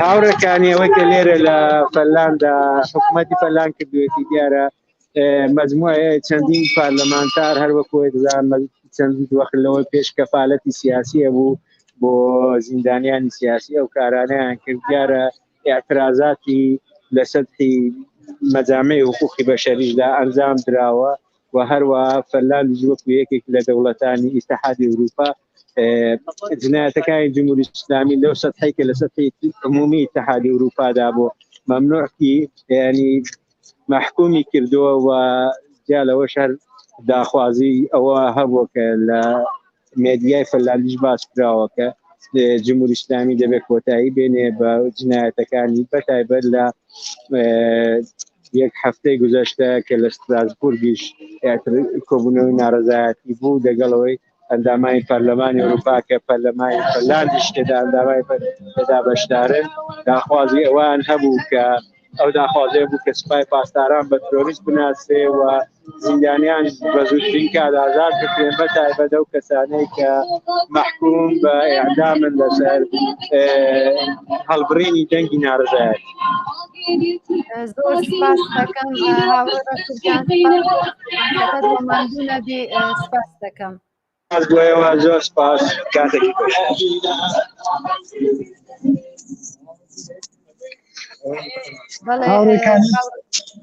هاوڕێ شۆڕژگانە گەرەکری لە جەماعەتەکە بوونەتەوە تەشیرمان بۆ بگری زۆر سپاس دەکەم. هاوڕێکانی ئێستا خەریکە تەظاهوراتەکە تەواوی هات کۆبوونەوەکە تەواوی هات لێرە هاوڕێ نەزمە شەریفی هەیە پێی خۆشە قسە باسی بکە لەسەر تەظاهوراتە ئەگەر پرسیارێکتانێت تا ناڕاستی بکەن هاوڕێکانی جە. زۆر خۆشحاڵە بین زۆر سپاس دەکەم.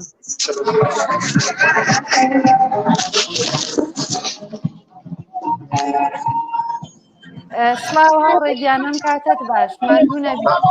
هەموو کاتێکتان باشی ئەوش ماندوو بن سپاس بۆ هەمووتان زەحمەتەکانتان هەر بژین بەخۆشی. بۆ ئێوەش پێتان وایە کە ئەم ئاکسیۆنانە ئەتوانێت تاثیرگوزار بێ بۆ سەرۆدەوڵەتی فەنلاند لەوە کە لەمە زیاتر پشتیوانی لە خەڵکی ئێران بە شۆڕشی ژینا بکە؟ بە دڵنیایی ئەم حرەکەتانە کە لە وڵاتانی ئوروپا ئەکرێوەش لە فنلاند بە سامی خۆمان هەوڵمانداوە چالاکی بکەین و سیاسەتهای زدی ئینسانی کۆماری ئیسلامی ئیفشا بکەین ئەمە بۆتە هۆی ئەوە سەرنجی خەڵکی فلان ڕابکێشێ سۆزێکی هاوبەش هەبێت بە دیفاع لە خەڵکی ئێران و ئەم مەوضوعا بێتە هۆی ئەوە کە زەخت لە وڵاتی فنلاندی بکەن لە پارلمان و لە دەوڵەتی فنلاندی بکەن کە بتوانن تأثیرگوزار بن و بێدەنگ دەبن لە ئاسی ئەو جنایەتانە کە لە ئێرانە بەرامبەر خەڵکی ئێرانە ڕوو ئەدا بە دڵنیایی ئەمە تەئسیراتی خۆی هەیە. زۆر سپاس هاوڕێ نەجمەگیان، سپاس بۆ قسە و باسەکەت. هاوڕێ ئێوە وەکو کەسێک دڵتان بۆ خەڵکی ئێران لێداوە هەروەها بۆ ئازادی و بەرابەری، پێتان وای لە ئەبێت خەڵکی فەنلاند لەوە زیاتر هان بن بەراوردی کە پشتی کۆماری ئیسلامی نەگرێوە دەنگی ئەو شەڕەوە دەنگی ئێوە دەنگی خەڵکی ئازادی خواز بێت. ئێمە ئەوەی کە لێرە وەکو لە دەرەوەی ئێران و لە وڵاتی فنلاند ئێمە ژیان ئەەکەین، بەڵام دڵمان لە لای خەڵکی ئێرانەوە بۆ پێش بۆی گەیاندنەی دەنگی ئەو ناڕزایەتانە بە خەڵکی فنلاند تەظاهراتمان کردووە، ئەعترازمان کردووە، پەیوەندیمان کردووە لەگەڵ سەرۆکی ئەحزابی سیاسی فنلاند، لەگەڵ پارلمانی فنلاند، لەگەڵ ئەو نەهادە مەدەنیانەی کە لێرە دفاع لە مافی مرۆڤ ئەکەن، لەگەڵ ئەوانە پەیوەندیمان کردووە و ئەمانە توانیویانە پەیامی خۆیان بنێرن بۆ سەفارەتی کۆماری ئیسلامی و داوای لێپێچینەوە لە پرسیینەوەیان لێ بکەن کە ئێتر ناتوان زیاتر لەوە کۆتژی بکەن. ئەم جەنایەتانە بەڕێوە بەرن و کەماکان بەردەوامن لە ئاعترازکردن. دیارە ئێمە لێرە زیاتر هیچی لێرەوە هیچی لەوە زیاترمان بۆ نەکراوە، بەڵام ئێمە کەماکان لە هەڵ و تێکۆشانیان لە پەیوەندی لەگەڵ نهادهای مەدەنی، لەگەڵ سەرۆکی ئەحزابی سیاسی فنلاند کە لە حاکمیەتان و ئەمە توانوێتی سۆز و سەرنجی خەڵک ڕابکەشێ. هەر ئێستەیەکی لە سفەرڕانانی ئەم ئاعترازە جەماوەریە کە لێرە بەرەوە چوو وتەبێژی حزبی کۆمونیستی فنلاند بوو کە ڕایگەیاند 51 حزبی کۆمونیست بە نامەی کاندری کۆماری ئیسلامی ئیمزا کردووە و ناردوویانە. ئەمانە ئەبێتە هۆی ئەوەی کە تەئسیراتێکی زیاتردا بێتە زەختێک لەسەر کۆماری ئیسلامی ئێران و ئەم چالاکیانەیەمە بەردەوام ئەبێت لە داهاتووشدا. زۆر سپاستان ئەەکەم، سپاس بۆ قسە و باسەکەت هاوڕێ نەجمەگیان، ماندوو نەبی بە هیوای سەرکەوتن. دەستخۆشی لێوە کەم و هەر بژین بە خۆشی. هاوڕێ شۆڕژگیان، دیارە ئاکسیۆنەکە بەرەو تەواوبوونە چێ. زۆر زۆر سپاس دەکەم بۆ ئەوەی کە پێشا ئەوە سپاس بۆ ئەوەی کە تەک ئەم ئازیزانە و مەجالتە فراهم کرد کە ئێمە تەکیانە قسە و باسێک بکەین و سپاس بۆ زەحمەتەکانت، ماندوو نەبی. سپاس و پێزانین بۆ ئێوەش هاوڕەکانی و هەموو هاوڕێیانی دیکەی تەلەڤیزیۆنی کۆمەڵە و بینەرانی خۆشەویستی کۆمەڵە. زۆر زۆر سپاس کات ساتێکی شەر هیوای سەرکەوتن هاوڕێ شۆڕژگیان. سەر چاوان سپاس. بەڵێ ئەچینۆ لای هاوڕێ چیا محەممەدی لە کۆڵنی ئاڵمان. هاوڕێ چیاگیان، سڵاوێکی دووبارە، ماندوو نەبن. سڵاو ڕێز و حرمەتی دووبارە هاوڕێکانیگیان. ئەوەی لێرە بەرنامەکەمان بە فەرمی دەستی پێکرد، خەڵکانێکتر بێتە ئەو حزبانەی کوردستان و حزبە چەپەکان، خەڵکانێکی تر هاتوونتە کۆمەڵێک چالاکی سیاسی بەسەکانی تری ئێران هاتوون لێرە، کۆمەلگای LGBT هاتوون لێرە، لەم کۆبوونەوە بەشدارن، لەم ئاکسیۆنە بەشدارن و ئاڵای خۆیان هێناوە بە ڕەنگ و دەنگی خۆیانەوە هاتوون. ئەوەی سەرنجتان ڕاکێشم ئەگەر ئیجازە بن بۆ ئەگەر پێتان خۆشە لەگەڵ هاوڕێیان قسەکەین یان بڕین بۆ لای سن. وڵا پێمان خۆشە بزانینەوە کەسانەی قسەکەن بەتایبەت سخنڕانەکان، بەتایبەت ئەحزابێک کە خودی ئاڵمانن زانی قسەباسیان چیەوە، چه مۆزەیەکیان گرتووە لە بەرامبەر ئەم شۆڕشەوە جمهوری ئیسلامیدا. مەجالی زۆر پێمان خۆشە لەگەڵ هاوڕێیان بەشدار بوو لەم ئاکسیۆنەدا قسەباسێک بکەین. حتما ئەگەر ئێوە ناوبڕێک بچن من دێمەوە خەمەتان، ناوبڕێکی کورد بچن من دێمەوە خەمەتان. بەڵێ بینەرانی خۆشەویست تەروا کە ئەبینن بە بانگەوازی کۆمیتەی دەرەوەی وڵاتی حیزبی کۆمونیستی ئیران و چەند لایەنێتر بانگەوازێک دراوە بۆ ئەمڕۆ لە 5 شار لە چەندین وڵات بۆەوەی کە پشتگیری بکەن لە شۆڕشی ژن ژیان ئازادی و هەروەها ئەولە و خەڵکە ناڕازیە کە لە ئێراندان و ئێمە ئەزانین کە لە ماوەی 4 مانگی ڕابردوودا خەڵکانێکی زۆر لە دەرەوەی وڵاتی ئێران لە زۆربەی شارەکانی جیهان پشتگیری خۆیان لە شۆڕشی ژینایە هەمان شۆڕشی ژن ژیان ئازادی کردووە و هەر ئەو خەڵکە ناڕازیە حکوومەتەکانی وڵاتەکانی خۆیانیان وادار کردووە کە بەرەو کۆماری ئیسلامی مۆزەعایەکی بەشەردۆستانە بگرن و لایانی خەڵکی ئێران بگرن تا ئەو شوێنە کە ناوی سپای پاسداران ببنە ناو لیستی تروریستی و هەروە ئێمە بینیمان کە چۆن لە مەقامی ژنی بینالمللدا ئێران ئەخراج کراوە هەموو ئەوانە دەستکۆتایەکی زۆر گۆرەی ئەم شۆڕشەیەوە هیوادارین کە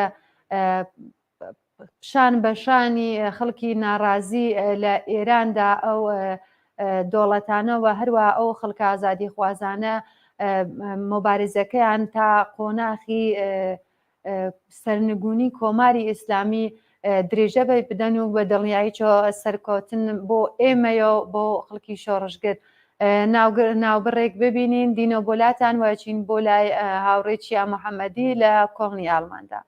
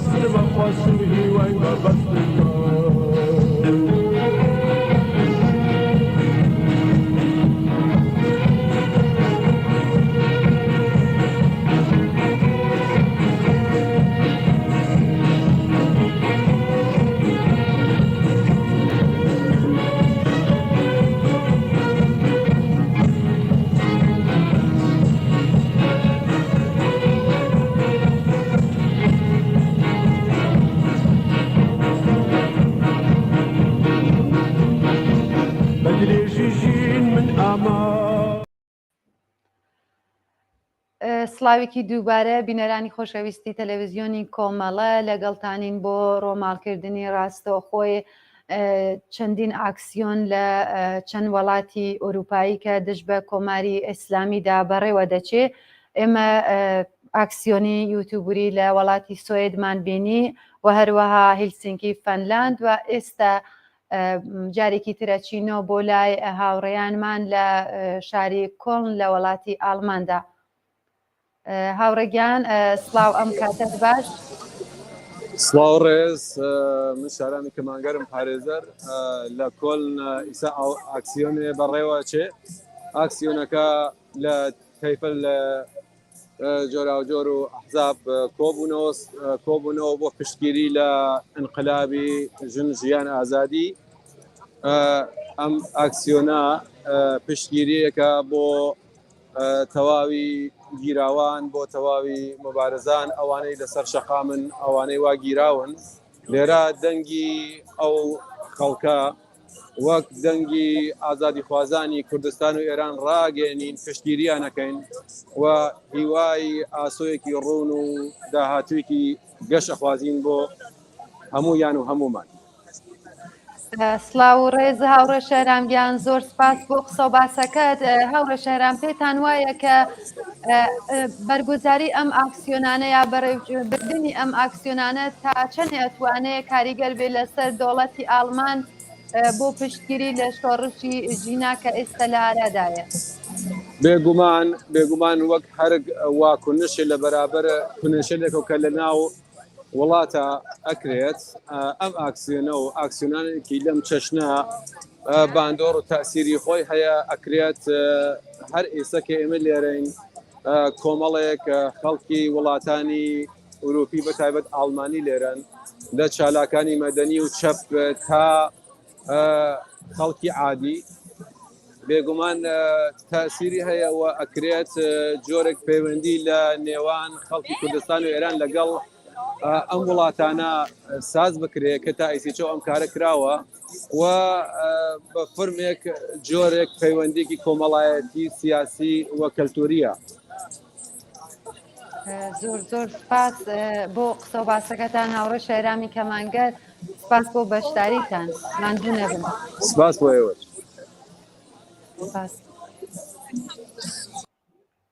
بەڵێ هەروواکە ئەبینن بینەرانی خۆشەویست لە بەنامەی ڕاستەوخۆدا لە شاری کۆڵنی ئاڵمانین لەگەڵ هاوڕێیانمان کە بۆ پشتگیری و پشتگرتنی خەڵکی ئێران و شۆڕشی ژیان ئازادیدا ئاکسیۆنێکیان بەڕێوە بردووە. ئەچینە لای هاوڕێ چیە؟ هاوڕێ چیاگیان ماندوو نەبی، ئەگەر ئەکرێ بۆمان لەو خەڵکە ناڕازیە کە ئاوا کۆبوونەتەوە لە ناو ئەم سەرمادا کەمێ فیلمان بۆ بگری. زۆر سپاس لە دوورەوە کە ئەمەش ئەو جەمعیەتە ببینین و ئەو خەڵکانە کە هەان لە ئێرانە ببینن کە چەندێک خەڵک لە شارەکانی جۆراجۆردا پشتیوانیان لێەکەن، حمایەتیان لێەکەن و ئەمە ئەبێتە هۆی دڵخۆشی بۆ ئەو خەڵکە شۆڕژگەرەکە لە ئێراندان. بەسەر چاو هاوڕێکانی گیانەوەی لە چەند گۆشەوە هەوڵە دەم چەند دیمەنێکتان بۆ بنێرم. زۆر سپاس. من کامێراکە نبینم هاوڕێکانی پێم بێژە ئەگەر دیمەنەکان چاکسازی پێویستە پێم بڵێ کادرەکە بگۆڕە. زۆر باشە، ئەگەر ئەکرێ هەمزەمان بێژی پێمان کە سوێنڕانەکان کیوەچی بێژن مۆدەگیریان چیە؟ زۆر سپاس دەکەم. ئەو کچەکە لەلایەن ڕێکخراوێکی چەپی ئاڵمانی و تاجێگەی کەپتان پرسیارکەم. nicht durchsetzt, die Revolutionsgarden auf die Terrorliste zu setzen. Als Linke stehen wir gemeinsam gegen das kapitalistische System, gegen Patriarchat, Faschismus, Rassismus, gegen Unterdrückung und Ausbeutung durch eine herrschende Klasse. Unsere Kämpfe sind international verbunden. Wir sprechen von einer feministischen Revolution im Iran, weil sie von Frauen und Queers getragen wird. Es geht darum, auch unsere feministischen Kämpfe international zu verbinden und sie als verbunden zu verstehen. جنایەتەکانی دەوڵەتی ئێرانەکە باس لە پێویستی یەکگرتووی نێونەتەوەی تەک شۆڕشی ژیناکات، باس لەوە کات کە چۆن ئەتوانن کاریگەریان لەسەر ئەم ڕۆتە بێ.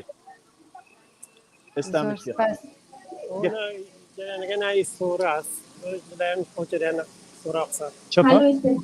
ئێستا ئەم کچەکە ئیبینێ ئەگەر تەسویرەکە باشە بێژە پێم هاوڕێکانی. زۆر باشە، زۆر سپاس. ئەم خانمە لەلایەن ڕێکخراوێکەوە بە ناو سۆرا قساکات. ڕێکخراوی سۆرا ڕێکخراوێکی چەپی ئەنتەرناسیۆنالیستە و هاتووە لەلایەن حزبەکەی خۆیانەوە بەیانیەکە خوێنێت. باس لەوە کە ئینسان هەیە کە هیچ خەتایەکیان نییە بێجگە لە ئازادی خوازی و بەرابەری سەرکرد ئەکرێن، زیندانی ئەکرێن. بە تایبەت نمونەمان زۆرە.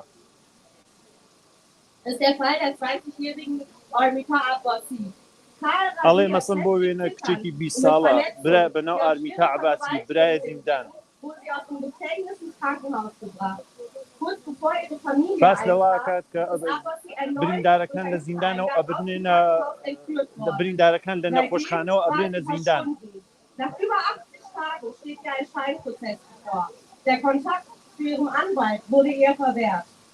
هەروە کە بینن هاوڕێوریای ئەحمەدی میکرۆفۆنەکەی بتووە وەکو یەکێ لە چالاکانی ئەم ئاکسیۆنە یارمەتی دەدات. هەر ئەم کچە خەریکە وێڕای پێویستی پشتیوانی لە شۆڕەش نمونەی زۆر لە ژنان و ئینسانهایە کە کەوتونەتە زیندان یا سێدارە دراون یا ئەشکەنجە کراون باسی ئەوانە کە هاوڕێکانی. زۆر سپاس. ئەمە کۆمەڵی پلاکاردن هین لایەنە سیاسی جۆرەکانن کە هاتوون لێرە دانراون و وەکو هێمایەک خەڵک بە دۆریان ناجەمەوە بوونەتەوە هاوڕێکانی. هەر بژین. Aber diesmal lassen wir das nicht zu. Und auch wir in Deutschland dürfen diese Nachricht nicht einfach an uns vorüberziehen lassen, weil es vermeintlich so weit weg ist und wir nichts damit zu tun haben. Auch wir können einen Beitrag dazu leisten. هاوڕێکانی ئەتانین لەگەڵ یەکێتر لە هاوڕێیان خۆمان بین؟ بەڵێ زۆر خۆشحاڵە بین سپاس دەکەم.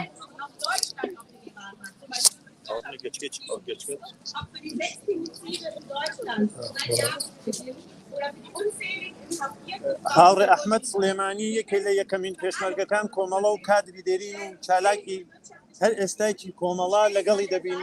فەرمووی. سلام هاوڕێکەکانی چۆنی باشی سلااو ڕێز زۆر خۆشحاڵم کە لەگەڵتان قسەکە ماندوو نەبن. ئەگەر قسە باسێکتان هەیە لەسەر ئەم ئاکسیۆنە داوەتون بووکە ئێوە شرکەتان کرد دوای ئەم هەموو ساڵە هێشتا قەباتان هەر بەردەوامە. زۆر سپاس دەکەم کە لەو بوارەدا قسەواتمان بۆ بکەیت. سلام ڕێ دووبارە منیش وەک ئەم خەڵکێکی هاتوون بۆ ئەم ئاکسیۆنە شرکەتیان کۆ خەڵکی زۆرن چەندین سازمان و حەزب و گروون بە ئێستا شرکەتیان کردووە و گەرەکمانە فشار بێنین بۆ بێسا کمیتەی ئالمان کە بێستا خاستە ویستمان بەراوردکە دەست لەم پێویستە بکێشن بە ئێستا سەفارەت جمهوری ئیسلامیوان لە ئالمان و ئەوروپا بەتەوە کولی دەرکەن هینیاکەن لە تەکیانە تەماسەکانیان کەمکەنەوە. بەهەرحاڵ خەیتی وەک ئێوە و وەک گشتمان بە یەک و بەشکەم سگی پێکرد. زۆر سپاس هاوڕێ ئەحمەدیان بۆ قسە و باسەکەت. هیوادارم کە ئێمەش بەم زوانە شاهیدەوە بین کە کۆماری ئیسلامی بڕوخێوە مبارزەی هەموو ژیانتدا حاصڵەکەی ببینی. زۆر سپاس لە قسە و باسەکەت. قەزای تۆ 100% جمهوری ئیسلامی ڕۆشتنیە حتمەن ئەچێ بڕوە و حتمەن ڕۆشتنی و ئەیبینی ڕۆشنەکەیژی. مەمنون سپاسانەکەم لە هەموو شتێکیان سپاس بۆ قسە و باسەکەت ماندوو نەبی. هاوڕێکانی نازار هاوڕێکیان لە خزمەتانە دەبم. ئەتوانم لەگەڵ کەسی تر بم؟ بەڵێ وەڵا زۆر خۆشحاڵە بین. بزانم ناوبڕێک بڕۆن ناوبڕێکی زۆر کورت بڕۆن من دێمەوە لاتان هاوڕێگە. زۆر سپاس. بەڵێ بینەرانی خۆشەویست سەرواکە بینیتان بە بانگەوازی کۆمیتەی دەرەوەی وڵاتی حیزبی کۆمۆنیستی ئێران و هەروە چەند لایەنی تر ئەمڕۆ 28 ژانویە بەرامبەر لەگەڵ 8 ڕێبەندان ڕێپێوانێک هەیە و بەرگوزاری ئاکسیۆنهایەک هەیە لە چەند وڵاتی ئەوروپاییدا کە ئێمە بەیەکۆ یوتیوبوری سوێدمان بینی و هەروە هێلسینکی فەنلاند و ئێستا لەگەڵ هاوڕێیانمان بووین لە کۆڵنی ئاڵمان. ناوبڕێک ببینین ئەچینە بۆلایەن.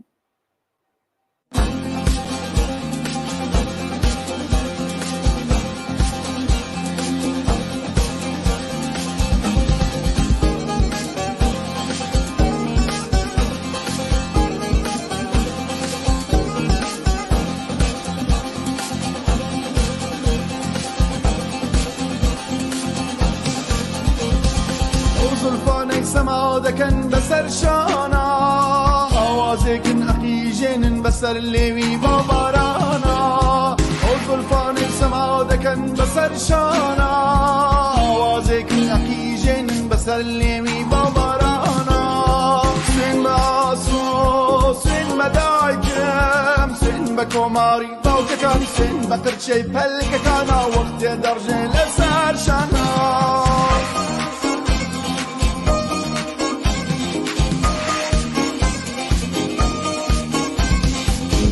مەزرۆی کۆڵانەکان چاوەڕوان شەقامەکان بۆ ژنجیان بۆ ئازادی بۆ دوا ڕۆژێک پڕ لە شادی بۆ ژنجیان بۆ ئازادی بۆ دوا ڕۆژێک پڕ لە شادی بۆ هیواکان ئاواتەکان بۆ زانیاری خەباتەکان ژنجیان ئازادیە هەی هەی هەی هەی هەی ژنجیان ئازادیە هەی هەی هەی هەی هەی ژنجیان ئازادیە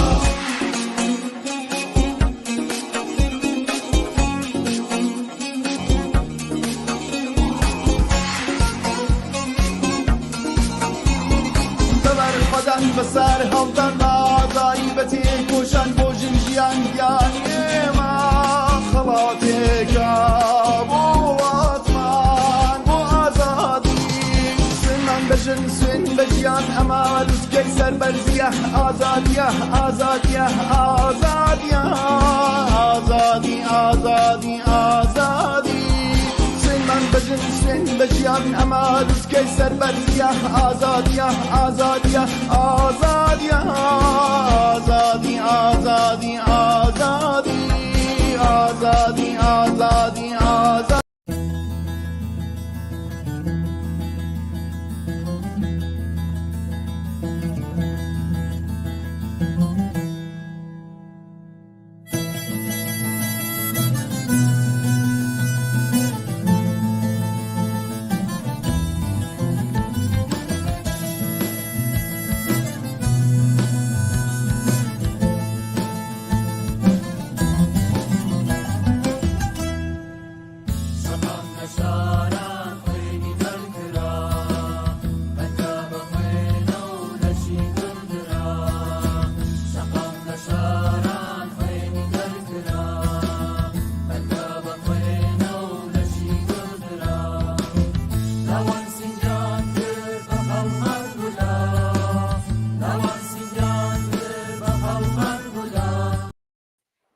سلااوێکی دووبارە بینەرانی خۆشەویست هەروواکە لە بەشەکانی پێشووی بەنامێ ڕاستەخۆی ئەمڕۆ دابینیتان بە بانگەوازی کۆمیتەی دەرەوەی وڵاتی حیزبی کۆمۆنیستی ئێران و هەروەها چەند لایانی تر ئەمڕۆ لە چەند وڵاتی ئەوروپاییدا لە چەند شاردا ئاکسیۆنێک دش بە کۆماری ئیسلامی بەڕێوە چووەکە ئێمە شارەکانی یوتیوبوری و فەنلاندمان بینی و ئێستا لەگەڵ هاوڕێیانمانین لە شاری کۆڵنی ئالمان هاوڕێکی دووبارە سڵاو ڕێز و حرمەت هاوڕێکانی ئێستا لەگەڵ بەڕێز ستارەی فەڕۆخین بەڕێز ستارە چەندین مامە لە چالاکترین کەسایەتیەکان و شۆڕشگەرانێک بووە کە لە شۆڕشی ژینا لە ئوروپا و لەم جۆرە چالاکیانە لە هەر وڵاتێکە بەشدار بووە. ئێستا ئەوە میکرۆفۆنەکەی پێدام خۆتان ڕاستەخۆ و پرسیار وڵامی لەگەڵ زیندانیانی سیاسی و مەدەنی پێشتر شکاندویانە. هاوڕێستارە گیان سڵاو ئەم کاتت باش ماندوو نەبی زۆر سپاس بۆ هەموو چالاکیەکان پێمان خۆش ئەگەر قسە و باسێکت لەسەر ئەم ئاکسیۆنەوە هەروەها شۆڕشی ژیان ئازادی کە زێوار مانگە لە ئێراندا بە ئارادایە قسەمان بۆکەی زۆر سپاس سەلام بەڕێز و حورمەت لە گەشتە هاوڕێیەکانە پێشکەفانسن مستەرم هەڵکردمانشانن سەر شورشی ژینا و سەر سامانگە نه حکومت جمهوری اسلامی نه پهلوی هیچ کامیان اجازه نیرن که بتوان تصمیم بگیرن برای اون جنوبیایل شجاع ایران ما تمام رهبر گشت ایمه او منالی کشتن کف خیابان 4 ماه از خونشش دانه و راحتی نه که بتوانیم تسلیم بیم و تا آخر رگلگیان زور سپاس هاوڕێستارەگیان ئێوە وەکو ژنێک چ پەیامێکتان هەیە هەروە کە ناوی ژنانی گوێر و چالاکی وێرانتان برد چ پەیامێکتان هەیە بۆ ئەو ژنانە کە بریندار بوون لەم شۆڕشەدا و هەروەها ئەو ژنانە کە بۆ مافەکانی خۆیان مافەڕەواکان و حتا مافە سەرەتاکانی خۆیان ئێستا خەریکن مبارزەکەن چ پەیامێکتان هەیە زۆر خۆشحاڵە بین کە ئەم پەیامە لە تەلەڤیزیۆنی ئێمەدا بەدەستیەوە ئازادانە بکەین و بیرودان نشو رمز ایمه ها جن جیان آزادی پس مطمئن بود جنه توانید این رژیم برانداز بکن هرچند که گشتی ولاچیه مطمئن بین که جنگان پیاگان لگل یک این رژیم جمهوری کثیف گشتیان نابود که زودی آزادی الگریم هاوڕێستارە سپاس بۆ سۆباسەکەت و دەستکاریت لە ئەم ئاکسیۆنەدا ماندوو نەبی و بەردەوام بی بە هیوای سەرکەوتن ژن ژیان ئازادی تا ئاخرەگە قایمە لەگەڵدان چاو گیانەدا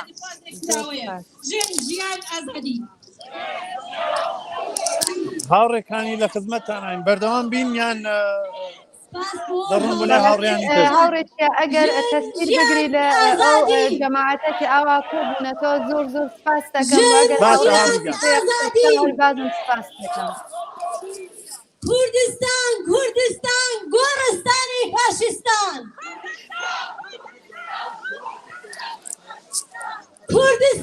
کوردستان گۆڕستانی فاشستان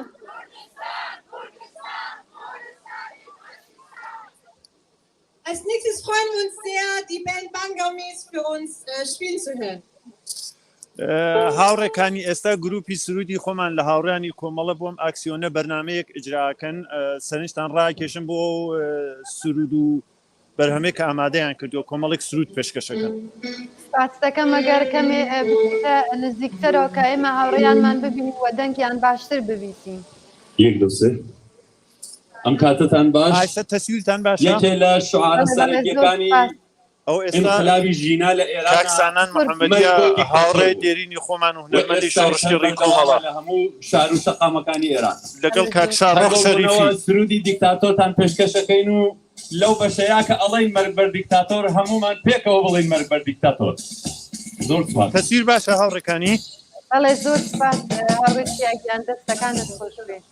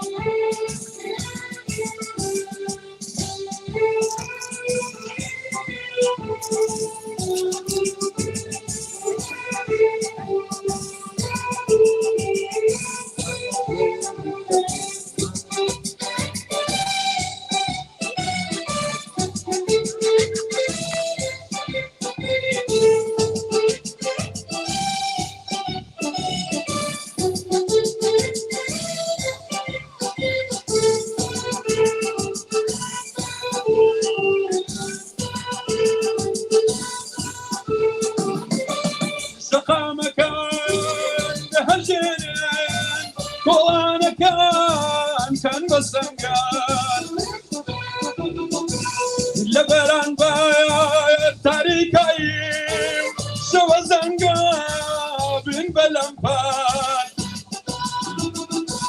شاران و سیان یکا گلان دیجی دیکتاتور لجیهان دەرمان دەخەینە سەر دەنگێک بۆ پاڵ پشتی چەساوەکان بۆ پاڵ پشتی چەساوەکان ژن و پیان کچ و کۆن دژی خواکانی زەڵم و زۆر هاوارەکەین بەتین بە گۆڵ مەرگ و نەمان بۆ دیکتاتۆر Marco dictator, Marco dictator, Marco dictator, Marco dictator.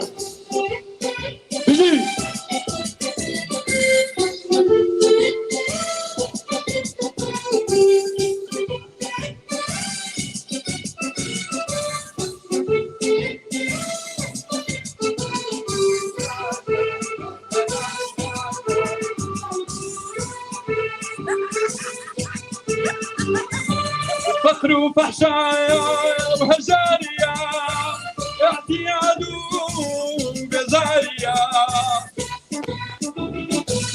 هرزان ترين كلاجانا او معنا عيني يجيانا بسايتل دويدا ينسى امدي وزما بخينا شاو نركي خطكو شعار دانا لا تشاو ظالم خوز رانا لا تشاو ظالم خوز رانا جنوبيا وتشوكور تجي خاكاني ظلم وزور حوالكين بتين بقوم مرقونا ماركو ديكتاتور ماركو ديكتاتور ماركو ديكتاتور ماركو ديكتاتور ماركو ديكتاتور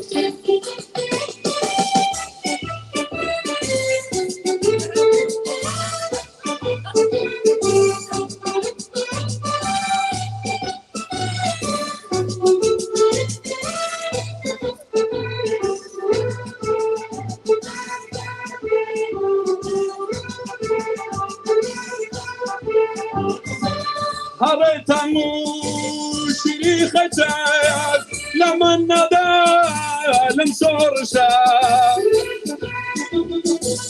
أجين بقيش ديكتاتورا خسرنا كاي لهرشا هولي قلان برزقاري لقليكا قريدران شاران وسي مشيكا لأنكارا وبغاو تران لدمشقو بغاو تران جنوبيا وكتشوكور تجي خباكاني ظلم وزور هواركين بتين بقوار مرقونا مان بوديكتاتور ماركو ديكتاتور ماركو ديكتاتور ماركو ديكتاتور ماركو ديكتاتور ماركو ديكتاتور ماركو ديكتاتور ماركو ديكتاتور ماركو ديكتاتور هربشين سرودێک ترتان پێشکەشەکەین بە زوانی فارسی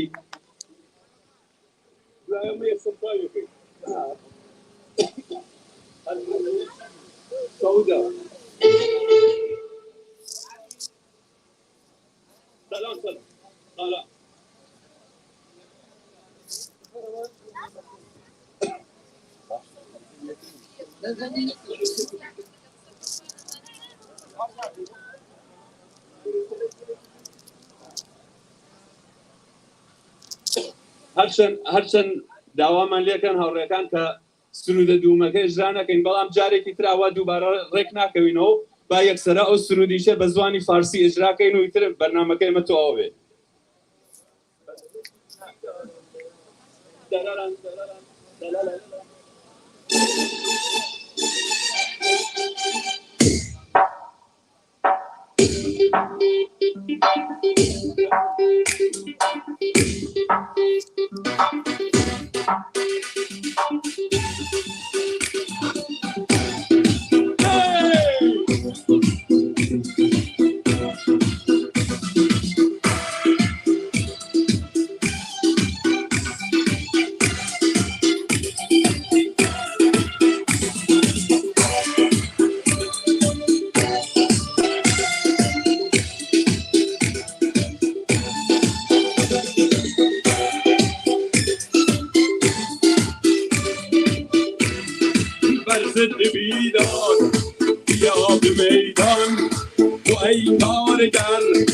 نسل قهرمان شور شور شو خوزه های خشم پیچیده بر هم آخر ظالمان کلید رمز انقلاب ما تنها اتحاد اتحاد ما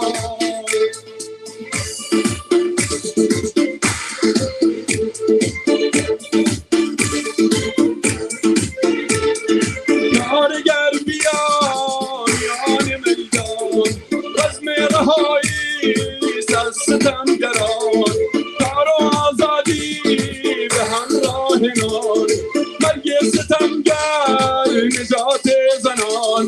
مارش آزادی بر کوی و برزن محشر به پا کرد انقلاب زن چشم آمده هم پیر هم جوان جای تو خالیست نسل قهرمان بر ضد بیدار بیا به میدان تو ای کارگر نسل قهرمان شور سور شو خوشه های خشم پیچیده بر هم کاخ ظالمان کلید رمز انقلاب ما تنها اتحاد ما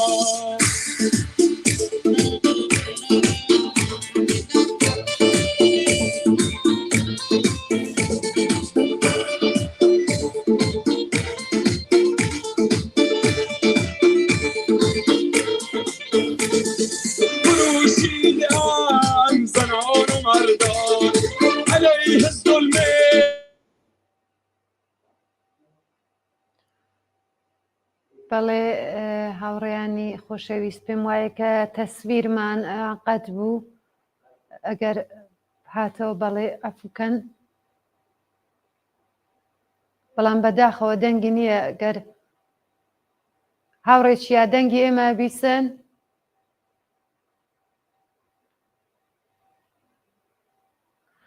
بەڵێ ئەوەی کە بینن تەساویرێک بوو لە ئاکسیۆنێک کە بە بانگەوازی کۆمیتەی دەرەوەی وڵاتی حزبی کۆمۆنیستی ئێران و چەند لایانی تر بوو بۆ پشتگیری و حمایەت لە شۆڕشی ژن ئازادی کە زیاتر لە 4 مانگە لە ئارادایەوە هاوڕێیانمان لە شاری کۆڵنی ئاڵمان دەنگ و تەسویرتان قەت بوو ئێستا دەنگمان هەیە ئێستا زۆر باشە سپاس هاوڕێیان ئەگەر بەرنامەی ترتان هەست ئێوەتان خەریکی کاروبار خۆتان بەڵام هەر دەیەقە گەرەکتان بێ ئێمە دیسان لە بەردەوامی ڕێپۆرتاژەکە لە خزمەتانە دەبین زۆر سپاس بۆ هاوڕێستانانی محەممەدی بۆ ئەو دەنگە شۆڕشبەرەی دوادارین دەنگینە لە بەردەوام بێ بۆ دەنگی خەڵکی ئازادیستاوە بێت ئەگەر ئەکرێ چەند لەگەڵ چەند ڕەفیقی ترە ڕەفیقلیامان بینی وایە شۆڕش بەتایبەت یەک دقیقە هاوڕێکانی تێمە خزمەتان بیا میدان تو ای کارگر دست قهرمان شور شو خوشه های خشم هاوڕێ شۆڕش کەریمی ئەندامی کۆمیتەی ناوەندی کۆمەڵە زۆر خۆشحاڵین کە بینێن سۆباتی لەسەر ئەم ئاکسیۆنە تشکیلاتی خۆمان دانیشتوو لایەنە بووە کە بانگەوازی داوە زۆر سپاس دەکەین ژیان ئازادی سڵاوم هەیە بۆ هەموو بینەرانی تەلەڤیزیۆنی کۆمەڵە لە خزمەتە سۆباسێکت هەیە لەسەرەوەی کە ئەم ئاکسیۆنە چۆن بەڕێوەچوو بێتان وابوو بەشداری گەرمگۆڕ بوو لەم ئاکسیۆنەوە ڕێگدانەوەی لە شاری کۆن لە وڵاتی ئەڵمان و هەروەها بۆ کورتی ئێران بە کوردستان جارە دوایەوەی کە جبهەبەندیهای دروست بوو لە ناو ئۆپۆزیسیۆندا نیروهای چاپ دموکراتیک و ئازادیخواز هەوڵیاندا کە بەیەکەوە بتوان کارێکی مشتەرەک ئەنجام بدەن هەم لە ئاڵمان هەم لە سوئێد هەم لە فەنلاند و هەم لە نۆروێژ ئێمەش زمانێکە خەریکی سازماندهی و کاری ڕێکخراوکردنی خەڵک بۆ ئەم ئاکسیۆنین بەڵام تەسەوەرمان هەلاوەڵەوە بوو کە ئەگەر هێزای دموکراتیک چاپ لیروی خۆیان قەنە سەریەک دەتوانن کارێکی زۆر گەورە بکەن و ئەمڕۆ بە خۆشحاڵیەوە خەڵکێکی زۆر هاتوون کە هاوپشتی خۆیان لەگەڵ ئەو بزوتنەوە شۆڕی ئێرانەیە و متەرەقیە و پێشڕەوە لە ئێران ڕابگەین و هەروەها جەنایاتی کۆماری ئیسلامی بەرعلەی هەم ئەو جۆنبشە هەم خەڵک و هەم دانەجویان معلمان کرێکاران خەڵکی کوردستان و هەمووانە هەم مەحفوظکەین و هەم ئەفشایشی بکەین زۆر سپاس هاوڕێ شۆڕش هەروواکە هەمومان ئەزانین وڵاتی ئەڵمان یەکێک لەو ئەوڵی وڵاتەکان بوو لە تەشکیل دنیا کە مۆزەیەکی زۆر باشی کردووە گرێکی بەخۆشی دەتوانین بێژین لە خەڵکی ئێران و شۆڕشی ژینە بەڵام پێتان وایە کە ئاکسیۆنهایەکی ئاوا و ناڕزایەتیهایەکی ئاوا ئەتوانێت زۆرتر کاریگەر بێت لەسەر وڵاتی ئاڵمان بۆ ئەوەی کە زیاتر لە پارلەمان یا دەنگی خەڵکی ئێران بێوە دەنگی ئێوە کە ئێستادا لەو سەرما هاتنە سەدەرەوە دەنگی خەڵکی ئێرانن ئێمە هەوڵمان داوە زۆرتر لەگەڵ کۆمەلگای ئێرە یانێ ڕێکراوەهای چەپ و ئەمارکسیست و کۆمۆنیست و تەرەفداری محیتی زیست و تەرەفداری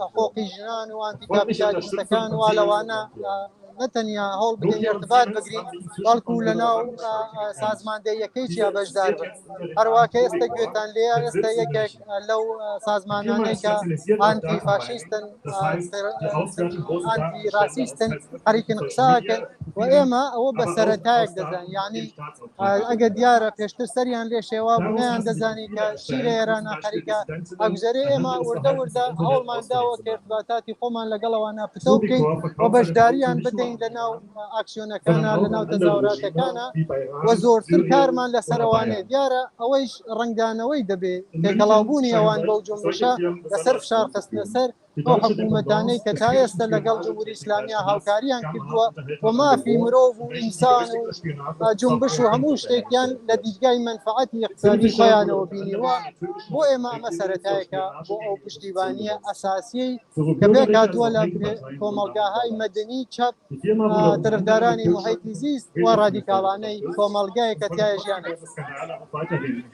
زۆر سپاس هاوڕێ شۆڕش ئەحسابی چەپ لە ئاڵماندا تا چەندێ بەشداریان کردووە لەم جۆرە ئاکسیۆنانەوە چەندێ توانیانە کە دەنگی خەڵکی ئێران بن و یارمەتیگەری ئێوە بن زۆر باش بووە لە سەرەتاوە ئێمە چەندین سازمانمان لە ناو کۆمیتەی بەرگوزاریەکەدا ڕێکخست بوو بەشدار بوون لە ناویە ئێستش تقریبن 4-5 سازمان و ڕێکراوەی چەپی ئاڵمانی لێرەدا قسە دەکەن موازعی خۆیان بە نسبەتی هەم کۆماری ئیسلامی سپای پاسداران سەرکوت بزوتنەوەی ڕەوا لە ئێران ئەو پۆزیسیۆنە ڕاستەی پرۆ غەربەی ارتجاعیە سەڵتەنەت بە هەمووانە ڕاگەیاندووە بەشداریشیان ئێستا لێرە نەتەنیا چەپی ئاڵمان سازمانهایەکی چەپ لە تورکیەیشەوە بەشدارن زۆر باشە بەشدار بوویان هەم ڕێژەیان باشە و هەم ئێمەش خۆشحاڵین بۆی کە بەڕاستی دەنگی ئەوانمان لە پاڵ ئەو بزوتنەوەیە ببێت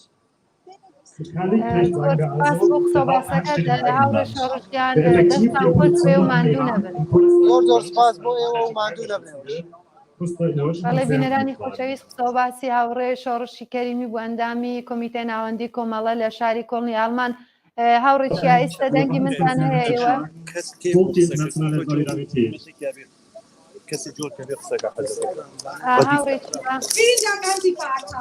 هاوڕێکانی لە خزمەتان ئەمر هاوڕێ چیاگیان دەستە خۆش پێ و ماندوو نەبی ئێشارەتان کرد لە سەرەتای قسەکانتانەوە کە LGBTیەکانیش حضوریان هەیەوە دیارەکە لە ئاڵمان حضورێکی بەرچاویان بووە لەم شۆڕشەدا گیرەیەکی باشیان کردووە لە خەڵکی ئێران و هەروە بۆ مافەکان ئەگەر ئەکرێت لەگەڵەوانی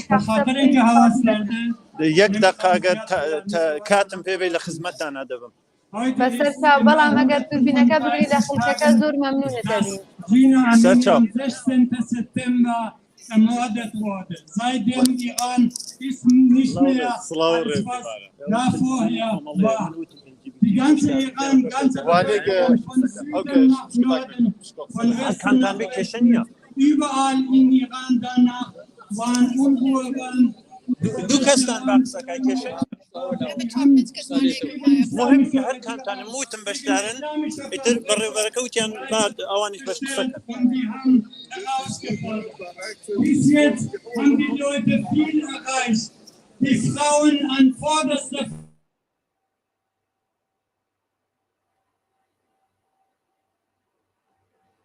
یانسلام تەلڤیزیۆنی کۆمەڵەیە زەحمەت کێشی قسەکەی هەم وەکو LGBT هەموو کالاکێکی سیاسی زیندووە بڵێ ئەوانە منی گوێچکەت ئەیتر بۆ خۆیان ڕاستەخۆ لەگەڵت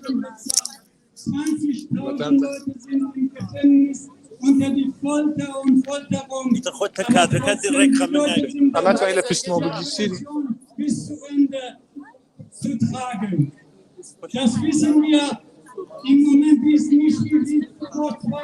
هاوڕێگیان ئەم کاتت بەبی سڵاوڕگری خۆتان بناسیێنن بۆ ئێمە بۆ بینەرانمان سپاس دەکەم.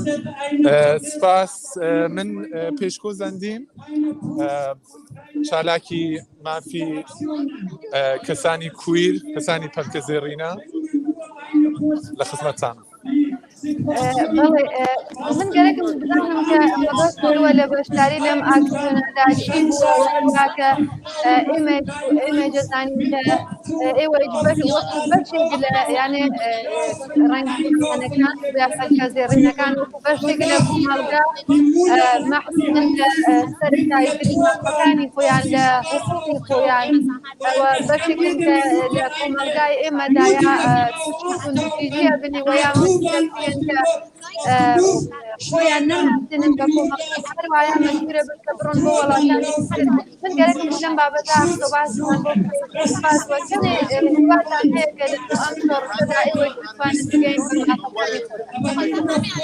بەڵێ هەروە کە ئەزانن لە سەرەتای دەستپێکی دەسەڵاتی جمهوری ئیسلامیەوە یەکێ لە یەکمین چینگەلێکە لە کۆمەڵگا لە ئێرانە و لە ڕۆژهەڵاتی کوردستانە کەوتوتە بەر ژێر فشار و ئەشکەنجە و ئینکار و ئەزیەت و ئازار لەلایەن دەسەڵاتەوە کەسانی کویر واتە کەسانی پەرکەزێڕی نەبووە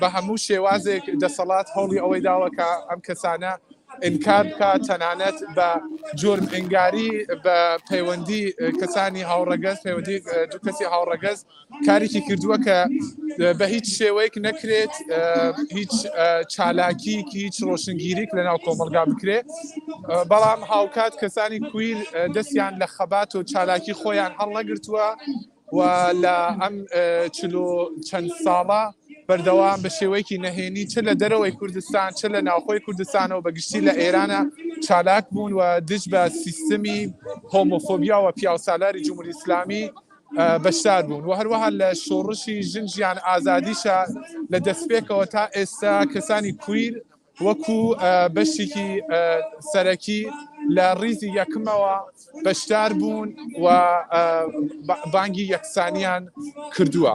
ئەمڕۆ 28 ژانویە حەزەکەم ئاماژە بەوە بکەم کە ساڵیادی کوژانی دۆسکی ئازادە لە باشووری کوردستان لەلایەن بنەماڵەکەیەوە لەلایەن براکەیەوە ئێمە وەکو کۆمەڵێ لە چالاکوانانی کۆمەڵگای پەرکەزێڕینەش لەم ڕێپێوانە بەشدار بووین بۆ ئەوەی کە هەم ببین بە دەنگی خەڵکی ڕۆژهەڵاتی کوردستان دەنگی ژنانی ڕۆژهەڵاتی کوردستان وە کویرەکان هەم یادی دۆسکی ئازاد بکەینەوە.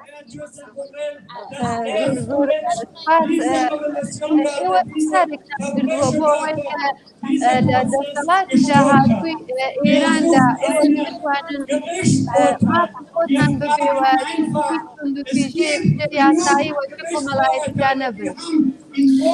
لە ڕاستی ئێمە وەکو کەسانێک کە چالاکوانی سەر بەخۆین سەر بە لایەنێکی تایبەت نین لەم چەند ساڵە سەرڕای هەموو ئەو کێشەگەلە کە بووە هەموو ئەو دژایەتیگەلە کە لەلایەن کۆمەڵگا دەسەڵات و تەنانەت لەلایەن میدیاکان بەتایبەت میدیا کوردیەکان لە باشووری کوردستانە بووە ئێمە هەوڵمانداوە کە بە جۆرێک کۆمەڵگا ڕۆشن بکەینەوە بە جۆرێک پەیوەندی بگرین لەگەڵ چالاکوانەکان لەگەڵ ڕێکخراوەکان و تەنانەت لەگەڵ حیزبەکانە کە بتوانین لە داهاتووی کوردستانە کۆمەلگای LGBT کەسانی کە سەر بە ئەم کۆمەلگان بتوانن ئەوانیش وەکو مرۆڤێکی ئاسایی وەکو مرۆڤێکی یەکسان بژین و ئێستش لە هەموو ڕێپەیوانێکە بە ئاڵای پەرکەزێڕینە وەکو تاکێکی کۆمەلگا بەشدار ئەبین و بانگی یەکسانی ئەکەین و ژنجیان ئازادی ئەڵین. زۆر زۆر سپاس بۆ بەشداریت لەم قسەباتەوە دەستان خۆش پێوماندوو نەبن بە هیوای ئەوەی کە ئێمە ڕۆژێک بەم زوانەدا شایەدەوە بین کە حکوومەتێک بێ لە ئێراندا کە هەمومان بەیەکەوە بێ هیچ جیاوازیەک لە هەموو بەشەکاندا ژیان بکەین و ژیانێکی ئاساییمان بێت. زۆر سپاس بۆ بەشداریتان. سپاس بۆ ئێوە و هیوادارم دەرفەتی زۆرتر بدرێت بە کەسانێک کە قەت کاتیان پیان نەداوە قەت ئیجازەیان نەداوە کە بێن قسە بکەن و لە کۆتاییشە دووبارە ئەڵێ مافی کەسانی پەرکەزێڕینە مافی مرۆڤە و هەروەها دادپەروەری بۆ دۆسکی ئازاد.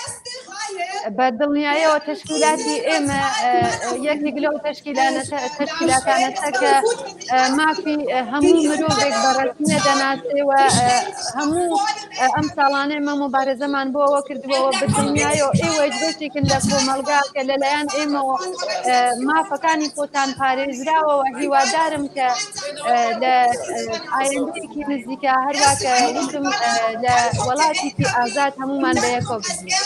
هیوادارم زۆر سپاس.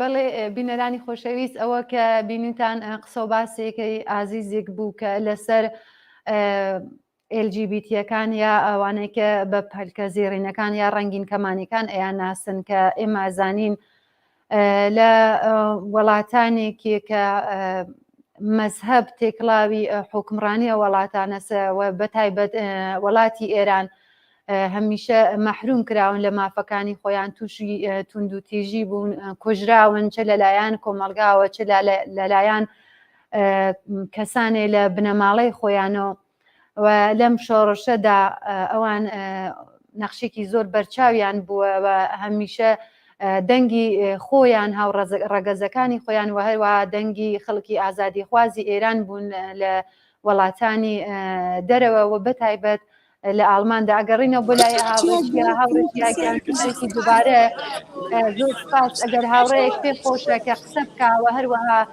هاوڕەیەک لەو هاوڕێیانە کە ناسراون بە ڕەنگین کەمانیەکان زۆر بەڵێ ئێستا من لێرە دوو هاوڕێترم لەگەڵا هاوڕێک بۆ هەر لە کۆمەڵگە یەک دقیقە شیرین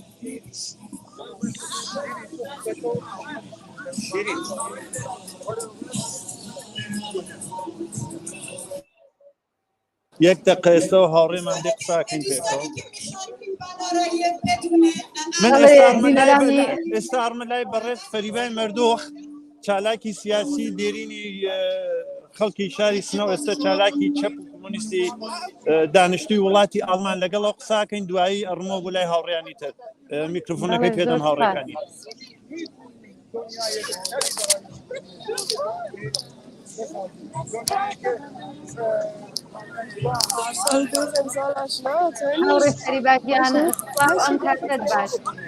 سلام لە ئێوە لە بینەرەکانتان خۆشحاڵم کە ئیجازتان داگە بە من کە من کۆتابتانم تەکێوە تەک مردم ئێرانە مردم کوردستانە سحبەتێکم بێ زۆر خۆشحاڵین کە تەکتانە قسەکەی ناوڕێ فەریباژیان ئێوە لەسەر ئەم ئاکسیۆنە بۆمان قسەکەن و ئەوەی کە هەدەفتان چی بووە لە هاتن بوو ناو ئەم ئاکسیۆنەوە پێتان وایە کە ئەم ئاکسیۆنانە و ئاکسیۆنهایەک ئالەم جۆرەدا ئەتوانن کاریگەر بن لەسەر شۆڕشی ژنجیان ئازادی چ لە ناوەوە چ لە دەرەوەی وڵاتە